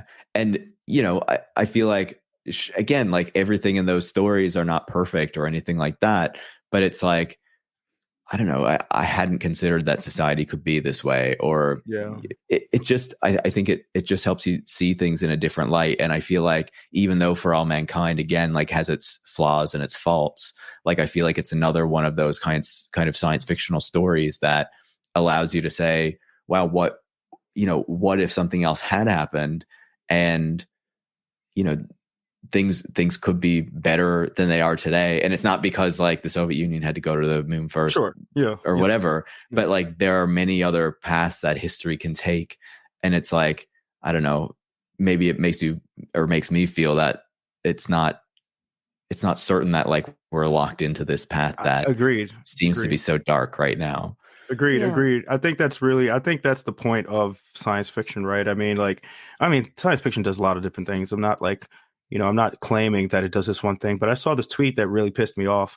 And the guy was like, the prompt was, what's an academic opinion that, would have people like, just like, what are you talking about? And he said they think science fiction, actually, this is coming from someone who studies science fiction, apparently, who teaches it, or the history of science fiction, the historiography, I guess. But science fiction. I saw this tweet the other day. Yeah, I got so fucking mad, man. Like, I got really mad, like, so mad that I was like, okay, let me not get banned again for, like, telling someone. Anyway, right? It's like, you've been banned a lot of times. Yeah, I've been banned like 8 times, but it was like, dude, like, science fiction is like, has been a net negative, right, for humanity, because, in Paris, you were talking about this earlier, because it is inspired, right, all of the people that we were talking about, and we're going to talk about it in a little bit, right, whether it's Jeff Bezos or Elon Musk or all these ghouls, it inspires them. But the thing is that, one, as we know, they don't read this shit. Elon Musk a couple weeks ago thought that Blade Runner was the name of the character, right? Yeah. I mean, he thought it was Rick Deckard's name was Blade Runner, so we know that he doesn't read the shit. And secondly, science fiction, especially, like, if we're talking about, like, new wave science fiction, right? And science fiction that was created in science fiction media that was created after the atomic age, right? And after we created the means to destroy ourselves. Science fiction has always been a critique, right? Of that kind of science fiction has been a critique, not just of new wave, but of society. We could even talk about H.G. Wells, and War of the Worlds. That's a common used example. The fact that it was a criticism and exploration of the British Empire, right? I mean, as you said, Paris, I think that, like, shows like this in science fiction in general, I mean, it's not necessarily about a future. It's about a visionary present, as J.G. Ballard said. Or, I mean, if you want to look at William Gibson, right? This is a sentiment that he didn't exactly say, but it's attributed to him. The future is already here. It's just unevenly distributed, Absolutely. I think that's really well put. Someone in the chat, well, Michael says Silicon Valley based on the back covers of the classics of science fiction. That'd be a really good Twitter account, yo. Really good Twitter account. I mean, every time I think about how Palantir is something Peter Thiel, that would be a great name for a company, right? Just think about everything that Palantir like represents. They read these stories and don't understand them. Yeah. And they see situations in which one person has a lot and they think, I'd like to be in that situation, please. Let me recreate it. One of the crowning moments for me on Twitter was when William Gibson responded to a tweet from Web3 is going just great about a company named Wintermute. There's a crypto company called Wintermute, and he's like, they were completely missing the point of my story here. That's pretty awesome. That's the Torment Nexus, you know. Even though I will say William Gibson, I love him, but he's a pretty big lib on Twitter, but that's fine. Whatever. It's like he crazy. I mean, his whole cyberpunk is all about, you know, like, gotta fight the system, man, and be a hacker, man. And then, you know, I'm just like, oh, dude, like, this is some milquetoast shit, but I still love him. It's very Gen X brained, right? Yeah, you know, Gen X brained. It's like anyone that has strong opinions about the Star Wars prequels and can tell you how betrayed they feel. I'm suspicious of your political acumen at that point. I'm suspicious if you like Star. No, I'm kidding. I'm a Trekkie. I just have a whole beef with Star Wars. I know. I get it. Like, I was originally a Trekkie, and then there is something about the mythological fantasy arc of Star Wars that does inspire hope. And like the idea that it's all of the good characters are a part of a political rebellion. Wait, I can see how you can get there, right? What do you mean hope? You mean the fact that it's two different empires essentially that are constantly tugging war and people are just partying? I can't be an asshole. I'm being an asshole here. I'm also one of those people that are like, okay, Star Wars is great, but the Jedi did everything wrong and they deserved everything that happened to them. They should have just let Anakin take his mom. Hold on. It's first of all, they're cops, and also don't they have that thing in them, midichlorian, that's basically like it's race science. It's what it is. Science. They do. They are practicing race science, and they are slavers also, and they are conscripting child soldiers. They are teaching all those younglings were learning how to fight. That's fucked up. Come on. Somebody said in the comments that Andor is the only Star Wars property that they respect, and I would agree that because of the class themes in Andor, there are class themes, but more themes of fighting back and fascism and whatnot. You know, I did enjoy Andor. They took the idea of an empire and a rebellion from that empire very seriously in that show, which is all that I want from Star Wars, right? Yeah. In Star Trek, a lot of these things have been resolved already. So we have to go back to like the 27th century or whatever to see any kind of human strife and see any kind of struggle, which I know makes early episodes of Next Generation like sometimes very confusing, where they have to create conflict in a world where conflict no longer exists. You mean like the episode where they went to the planet full of black people? Where they were basically like literally the fourth episode with the most racist thing I've ever seen. And I almost stopped watching after that. I was like, okay, I'm gonna power through because I trust like Sir Patrick Stewart. And I was. When you get to season 3, every single episode is a banger of Next Generation. It really, Ronald D. Moore came and he was like, I'm fucking all your shit up. the measure of a man is the measure of a man from so TNG. Good. I mean, I don't want to get into Star Trek now, but everyone should check out Deep Space Nine and check out Far Beyond the Stars. If you want an amazing piece of Afrofuturist media, that episode is one of the finest 45 minutes of TV that I've ever seen. It's so good. That one is moved me very deeply. I love that. It's a beautiful episode and a fantastic I feel like series. We've just been a part of a social experiment about how long can you put 4 nerds in a room before they start arguing about Star Wars? To be fair, it only took like an hour and change just because we had other topics. But if we did, we probably would have done it. That's fair. No, we had to be pedantic about other things before we could be pedantic about Star Wars and Star Trek. You're forgetting that lightsabers are cool. They are cool. Yeah, that's the thing. It's a valid counter. When I saw John Boyega light up that lightsaber, they hooked me in one last time, and I got just like John Boyega did. Oh, so bad. That series. Oh my god. I would say I was in Santiago just recently, and I was like walking around, you know, just on a Saturday afternoon or a Sunday or whatever it was. And I walked by the park, and there were a bunch of dudes in the park having lightsaber battles. And I was like, I was like, this is so beautiful. That's awesome. Beautiful. God. So I don't even like sure. Star Wars, but I'd be like, yo, can I get one, please? Can I please participate? Drop everything to go join them. No, this is like straight up though. This is another technological issue I do think about a lot. When something about AI, Ari mentioned this earlier, where AI is doing all the fun stuff that humans want to do, and not all the unfun stuff that humans don't want to do, like our menial tasks for our boss. Where I think about that too a lot in terms of we are constantly finding ways to turn our work activities into games instead of playing games, which is something I've become increasingly convinced is something human beings actually do need once in a while. You need to play a game. Play is very fun. Imagination is very fun. And I think it's mentally healthy to use your imagination and will make you more excited about the world. It will, absolutely. Yeah, we should be going out into the park and having a lightsaber battle or pretending to be an elf. Like, you should be playing Dungeons and Dragons. All these things make your life better. Yeah, I want to be an elf with a lightsaber. So. Yeah, I want to be a space elf, man. Yeah, instead of Aaron's got his sci-fi novel list.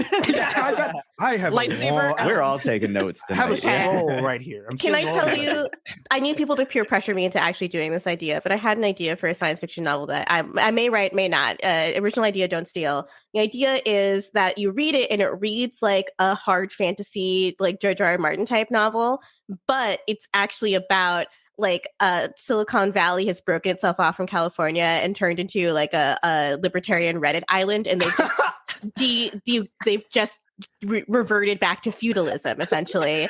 And you have me at libertarian Reddit island. I want to read it. How do I pre-order? But do it in a way where it's like you don't like contextualize it in like a setting yet. So like people find out, wait, this is like not like in the dark ages, like this. Yeah. I would I feel like the reveal happens like 3 chapters before the end of the story, and it's like somebody's last name is Teal, and like that's it. And you're like, wait a second, wait a minute. Hold on. Oh, no, Elon. no. Nina, I can't wait to have you back on the show to talk about this book once you and get it out there. Okay, please, every day peer pressure me about this. I have to do it. I will. How's the book going? Yeah, exactly. Yeah.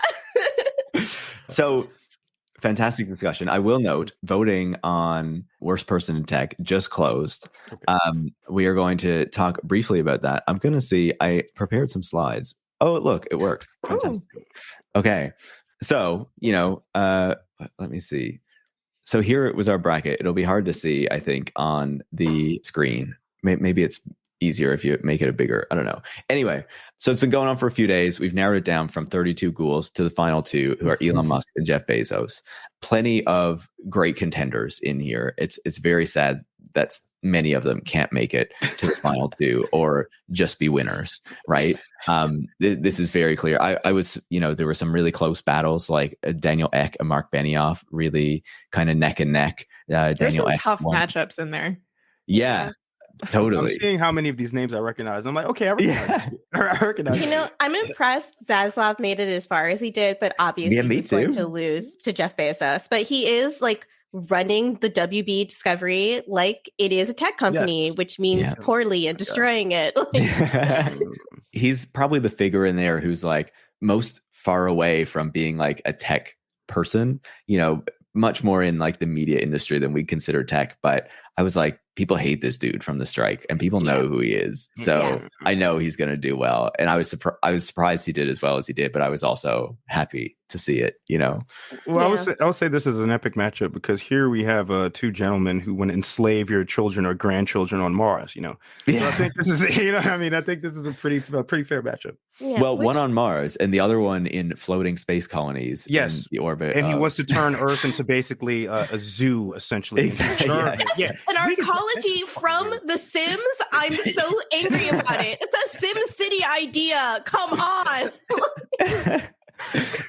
So before we, go through the final and reveal the winner, I'm wondering from all of you, do you have a person, we don't need to make it too long. Do you have a person who stands out as the worst person in tech this year for you? I do want to shout out Palmer Luckey, who didn't make it to the final matchup because he personally said he was so happy when Waypoint was shut down, and he's still a fucking loser. So, shout outs to you. You suck. Yeah. I only wish his impact wasn't so incredibly evil. You talk about Palantir and Peter Thiel, his company, his current company, Anduril, which is, the sword, the flame of the West. And he just sold, it was revealed, I think 404 revealed it actually, that the kind of plane drone to shoot down planes that he made was sold to the US government. So Sick. Great. Love it. Yeah. I'll see you in hell. Yeah. Molly, what about you? I personally was disappointed to see Mark Andreessen knocked out so early on. Tough matchup in the second round against Elon Musk, so I get it. But Mark Andreessen, boy, I have a special place in my heart for that man, especially after the Techno Optimist manifesto. That was truly something. I definitely want Humpty Dumpty to have a great fall.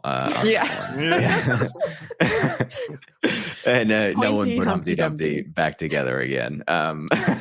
That's a good one. I'm also hating on Mark Andreessen a lot this year. Yeah. Aaron, do you have anyone who you want to call out? Not anyone on this list or anyone specifically, but we were talking about AI. We're talking about sort of replicating all of these social ills and all these, injustices. And I've been seeing this ad on X. I hate that I was going to call it Twitter, and then I don't know why I called it X. Fucking Twitter.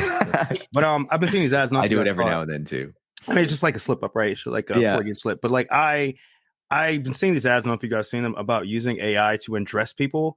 And whoever made that shit, I think we should put that person in a medieval torture device, undress. You know what I mean?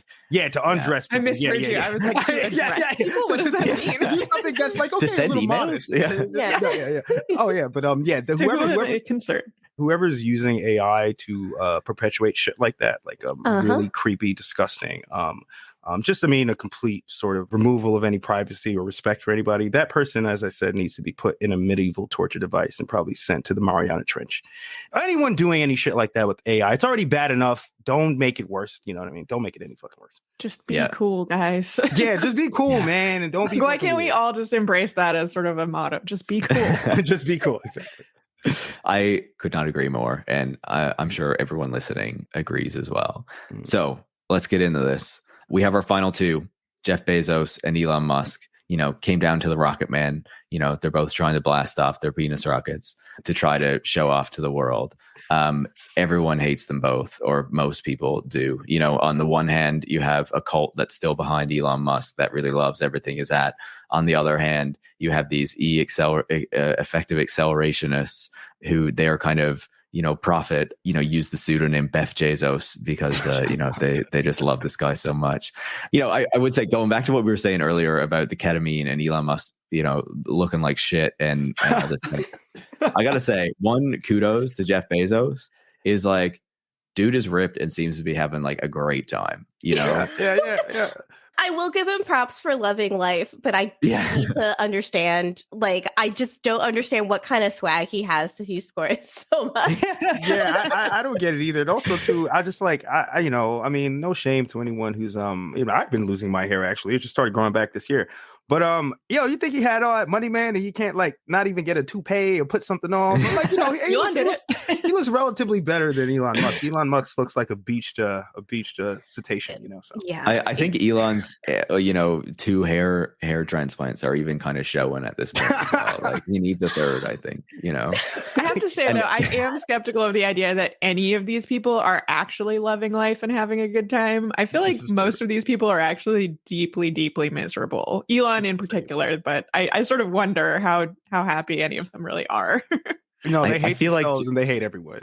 Yeah, I feel like Jeff is living life, and to show that, we need to go through. I figured, as a final, right? Like these beauty pageants where people need to go through a series of contests and stuff. I felt we need to put our finalists through some contests to see who was going to win, right? Yeah. And so we started with swimsuit contest. Jump scare, man. I mean, look at that shit. A lot.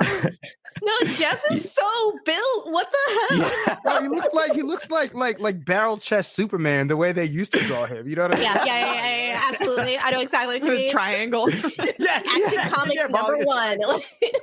Yeah. And then Elon Musk. But I think it shows like Jeff is doing well in comparison to Elon. Like Elon's struggling here.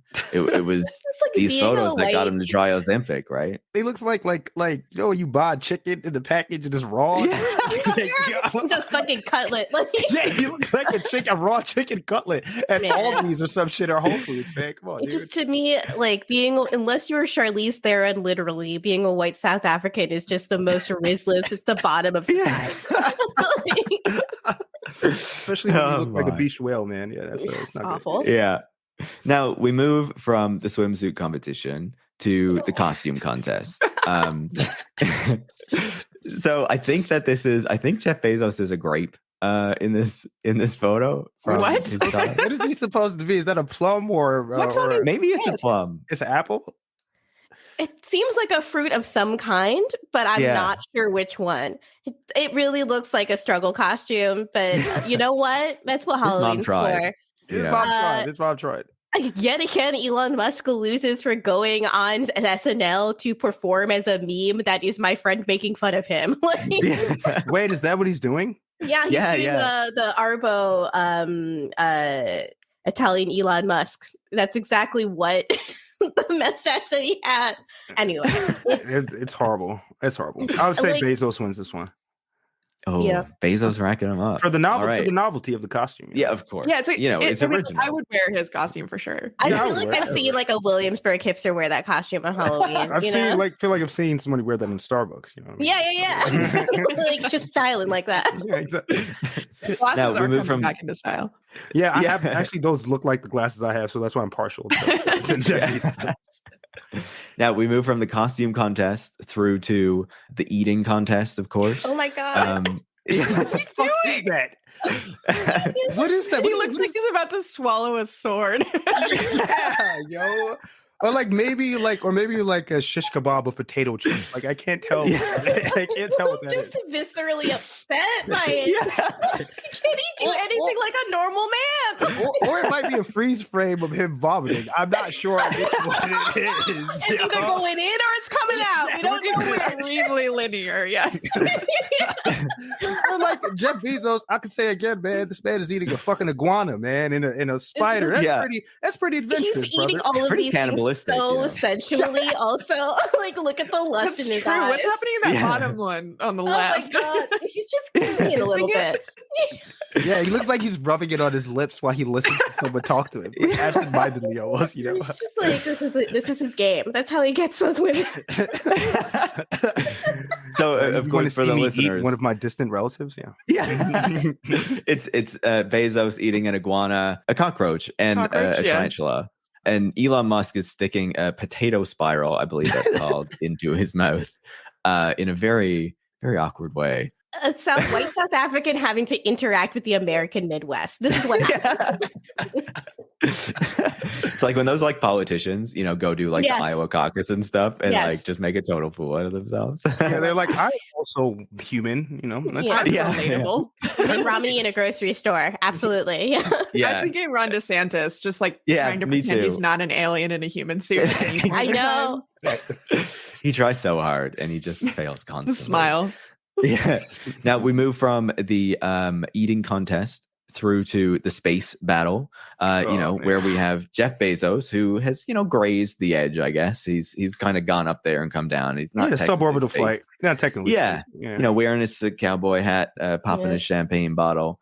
Elon Musk sitting like an excited little kid. Has he been will to not space? Go up. No, he won't go up. So again, Bezos has to win this. Like, dude, listen, at least like people love to compare him again to Tony Stark or all these like the comic book industrialists. But like Tony Stark is Iron Man. He puts on the suit and goes around and saves the world. And he flies around.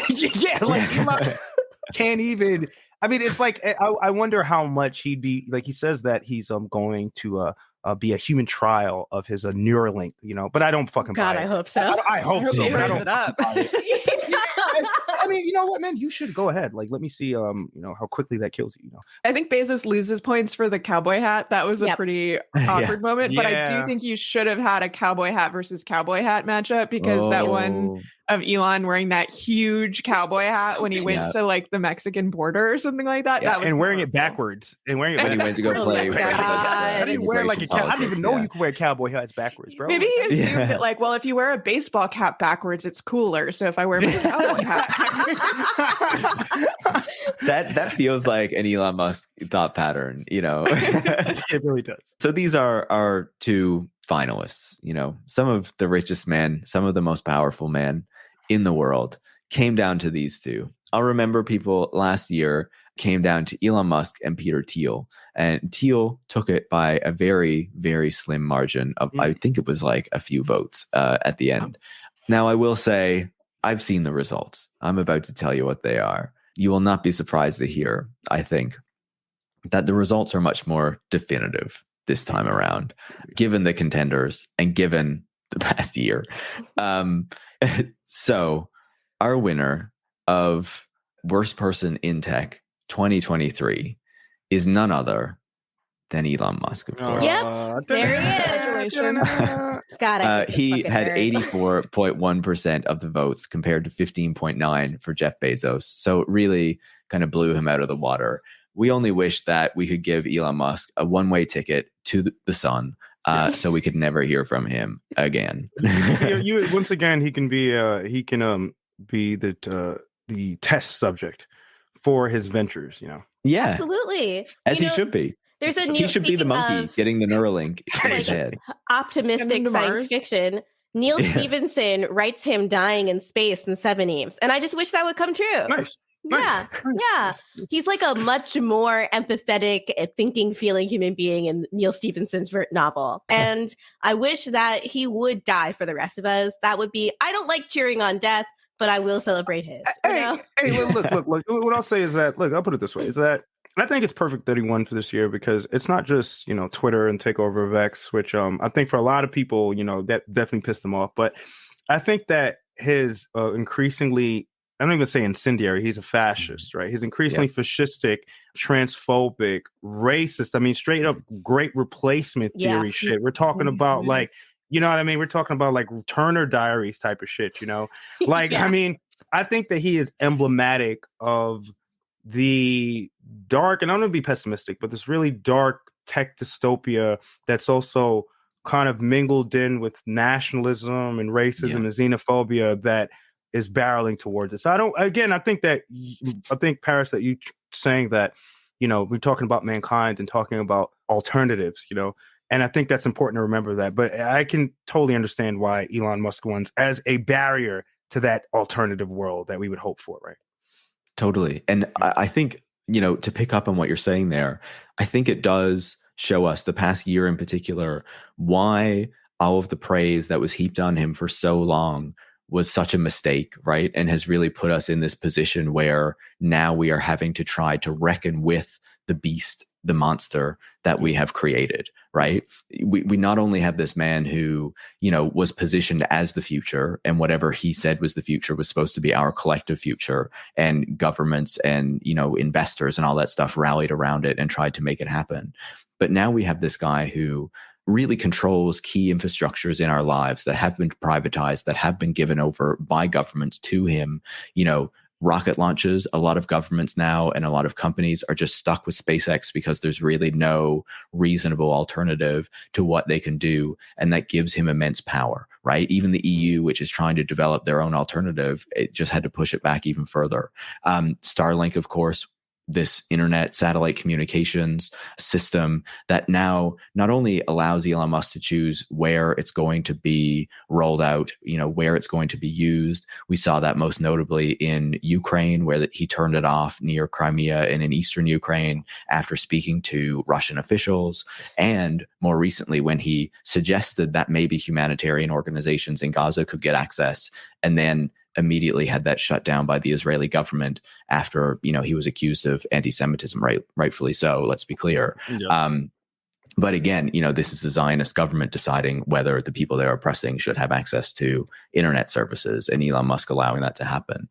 And then, of course, what we see closer to home, where there's this attempt to make this transition toward electric vehicles. We can debate, you know, whether that's the total right policy. But Elon Musk does control the dominant electric vehicle charging infrastructure. And now you have all of these other automakers that are announcing they are going to adopt Elon Musk's standard, which is going to give him even more power over all of this. And so I think it sets us up, like, I think it shows us that this man, even as he's being radicalized, even as he's going further to the far right, even as he's embracing transphobia, racism, anti-Semitism, all these sorts of things, he has an immense amount of power and will not be dislodged easily.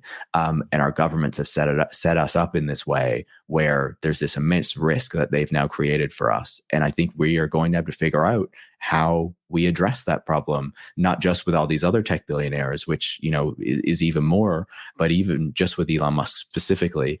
And I think that that's a real threat and something to really be concerned about.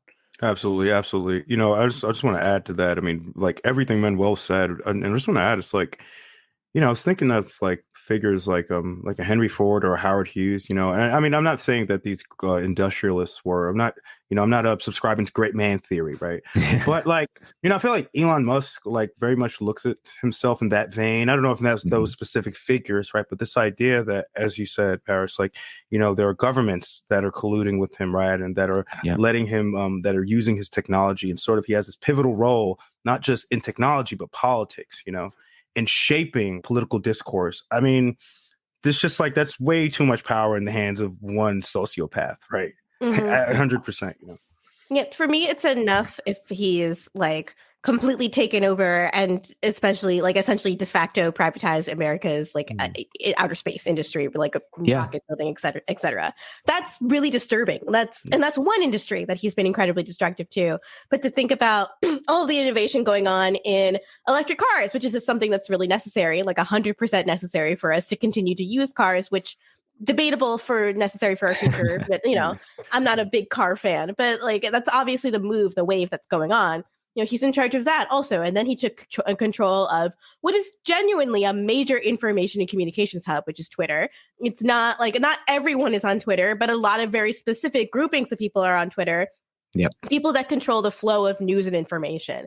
And that's why he wanted it, because he wanted to be in control of that. And he is like one ketamine addicted loser. And that's so terrifying. Like the ketamine stuff is funny, but it is also terrifying, right? He is so similar in mood and attitude and temperament to Kanye West. And we are not letting Kanye be in charge of anything right now. Exactly. You know? So we shouldn't let this guy, you know, it's so right. And, you know, I was thinking too, I mean, this is probably the least, I mean, I wouldn't say this is the least detrimental thing, not to astronomers, right? But like even the fact that like his technology is having like a visible impact, right? Like with the Starlink satellites, there have been complaints, right, by astronomers because like he's like blocking out like the night sky, right? These satellites are actually like, we're polluting the night sky. Like we're seeing these trails and stuff. And I mean, I know that's like, you know, there's examples of the slave labor, right, being used to for batteries, for electric car batteries. Extreme racism in every Tesla factory. Exactly. But I mean, even the fact that as somebody who likes to look up at the stars, I don't want to look up, and especially where I live, right? Because where I live in Atlanta, like there's less light pollution.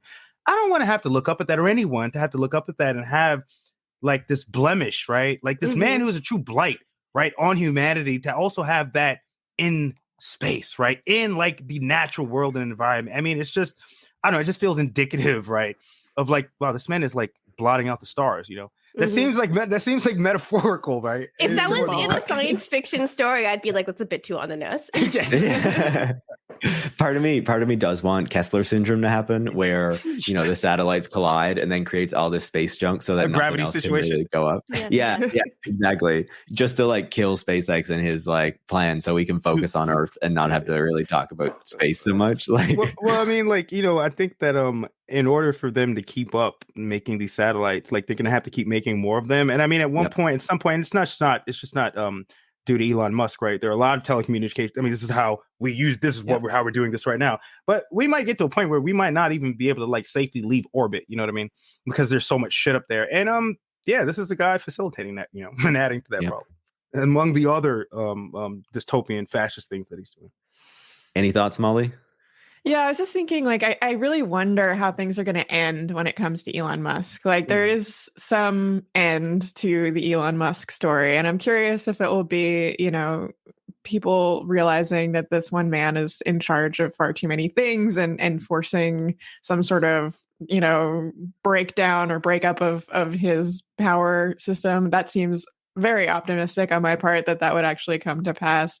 The other alternative is like we keep seeing these like mini spirals where Elon is just like spiraling out of control. And every time I'm like, is this the one? Is this the one where he finally completely disintegrates and, everything falls apart? And it never is, but they're getting weirder and weirder and worse and worse. And so I'm just really curious, like what the final Elon spiral is going to be, and also what what the sort of external effects of that will be.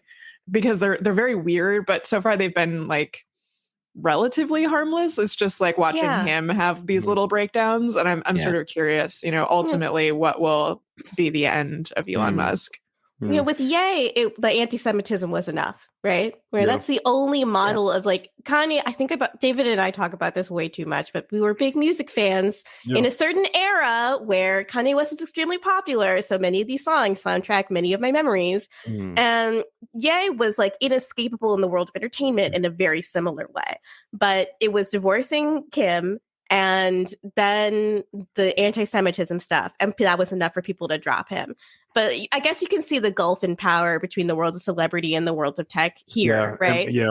Where it's just it seems like every time Elon does something that's like completely beyond the pale, I'm like, yes, this is going to be it. And then it's like, oh no, that wasn't that. People didn't even blink when he did that. I feel like the big difference is that with Ye, there were not as many people who were like financially dependent on his continuation. Whereas with Elon Musk, there's so many people invested in Tesla, which is highly overvalued right now. SpaceX, these other companies, that if Elon Musk goes down, all of their investments are going with it. And that's why, even though they can see like the problems, they're trying to keep him like propped up as long as they can. No, Adidas and Balenciaga are already luxury brands that have a long history, and they just don't need Kanye. But all these companies are built around the idea that Elon Musk is a genius, and he's the only person who can run them. Well, I mean, it's like, it's okay if like Henry Ford is a little bit anti-Semitic, right? Like, we don't really care about that, right? We care about like his money and his infrastructure and what he's able to do for the American, I mean, all of this bullshit. So, I mean,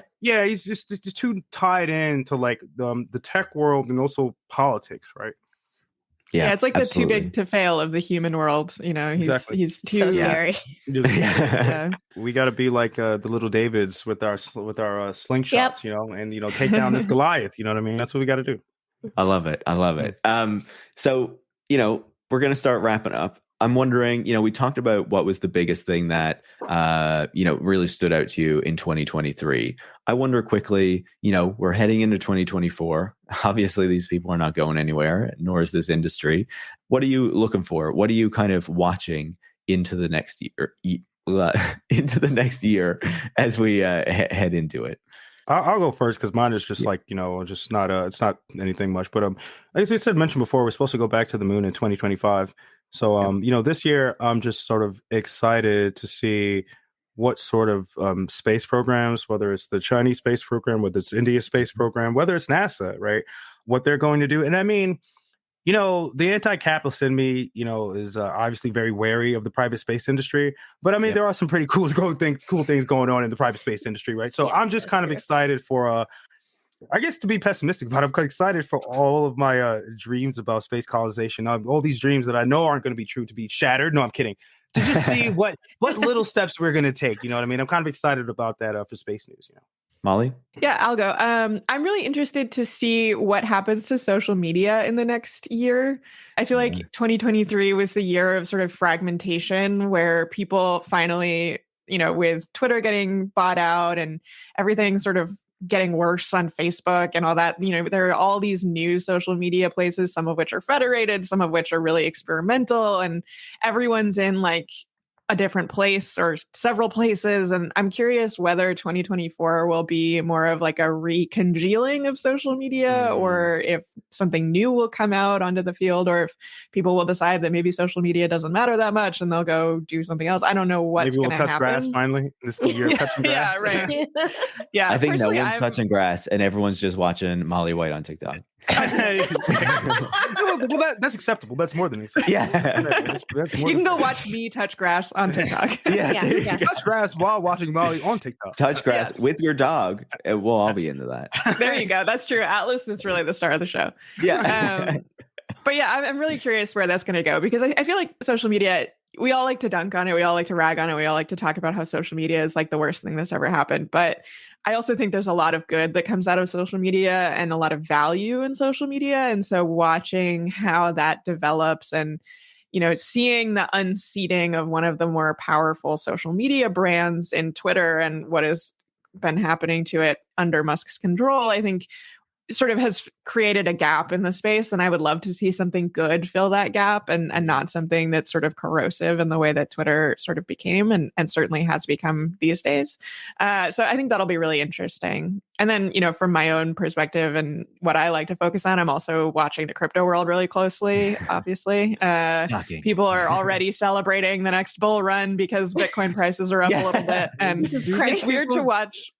I don't know. Sorry, I just feel like they have just memories of goldfish. You know what I mean? Like, I don't understand. Well, it's been really weird to watch people go from like full on crypto winter sort of despondence to it's like they've just gone from like 0 to 60 on now. It's like the euphoria that we were seeing at the like highs of 2021. And I got told to have fun staying poor. And I was like, oh my God, I'm back. It's back. I saw a tweet the other day that there's been a big ape heist. And I was like, oh my God, yes. 2021. All our top tier apes are gone. Yeah. Going on about apes. Jesus Christ. Yeah. The apes are still around. So yeah, I'm really curious to watch what's going to happen in the crypto world, because people are forecasting this huge bull run. And if it does happen, that's going to be fascinating. If it doesn't happen, that is also going to be fascinating. So like, I'm here for the ride either way. Yeah. Me, I'm Gita. I'm always thinking about things. But for me, You're always Gita, and we can rely on that. And Thank you. Yeah. I'm thinking about the fallout of the 2 strikes in the entertainment industry and the upcoming contract renegotiation for animation workers and for casting and for crew workers that are coming up in the next couple of years. SCIIC union. Yeah. Animation, I think, is upcoming very soon. So animation, the workers I've spoken to in animation have all told me that a lot of the horrible things that have happened in writing and acting in Hollywood happened to them first. And their protections are a lot weaker in their contract. So this might actually be a pretty rough struggle, especially considering, there's only a few studios that in America that really employ animation workers and give them careers. And we're talking about like Nickelodeon and Cartoon Network. And one of those 2 studios is a WB Discovery property. And I'm very, very curious about what is going to happen and what that means for the American animation industry, especially in a time where a Miyazaki movie can beat a new Disney film in the box office. We have entered the global village in a way where it just happened where I wasn't even paying attention. But now people just have no qualms about Godzilla -1. They were going to have a 1-week runtime in America, and now it's out indefinitely in theaters, which is absolutely wild. People are more into it than the previous Marvel movie. So what is going to happen in the entertainment industry? How is it going to be revolutionized by people like David Zaslav running these companies, not like they are like shepherds of art, but ruthless CEOs of a tech company that has a tech product? And I think it will be as big of a change in how we consume entertainment and how it's made as streaming was, in terms of how every episode, the New Girl, all the seasons have 24 episodes. Can you remember the last time you watched a 24-episode television show? Star Trek was it, man. Yeah. Like half of the season would be garbage, and the other half would be some of the most amazing shit I've ever seen. And now it's like somebody had mentioned Discovery, which I have to say, Discovery did a little bit hagiography of Musk, and that aged very, very poorly. But I mean, there are like 10 episodes a season. I mean, it's like, it's instantly forgettable. So yeah, I'm interested in that sort of in that as well, Gita. Yeah, it's the strike really made clear how poor the labor protections are for writers, and why that like many shows that you say everyone says like are bad, like why they are so bad, because you don't have real writers' rooms anymore, because you can't make a career in this industry anymore, and even if you do, you're no longer writing until something gets put into syndication, and you can't get residuals from being played on television because of the streaming model. It was so fascinating to see Netflix actually release numbers with a whole bunch of caveats, right? Like we still can't trust them because we don't have the raw data. But it's fascinating to see that actually begin to happen as viewers realize also that they're being cheated in some way. I think the stuff with people being really, really mad that Looney Tunes episodes are leaving WB Discovery, it helps people understand exactly how much control that they have over what we consume and what we use in our entertainment, in our leisure time, and how little control we have. One thing I have to say about that also is my colleague Luke Plunkett over at Aftermath wrote a great blog called "There is no piracy without ownership." So just think about that, definitely, about what ownership means and what it means to steal. Yeah. And also too, like physical media, man. I've been more of a kind of proponent of acquiring physical media. Like I was talking about Serial Experiments Lane. I want to get the D of the Blu-ray.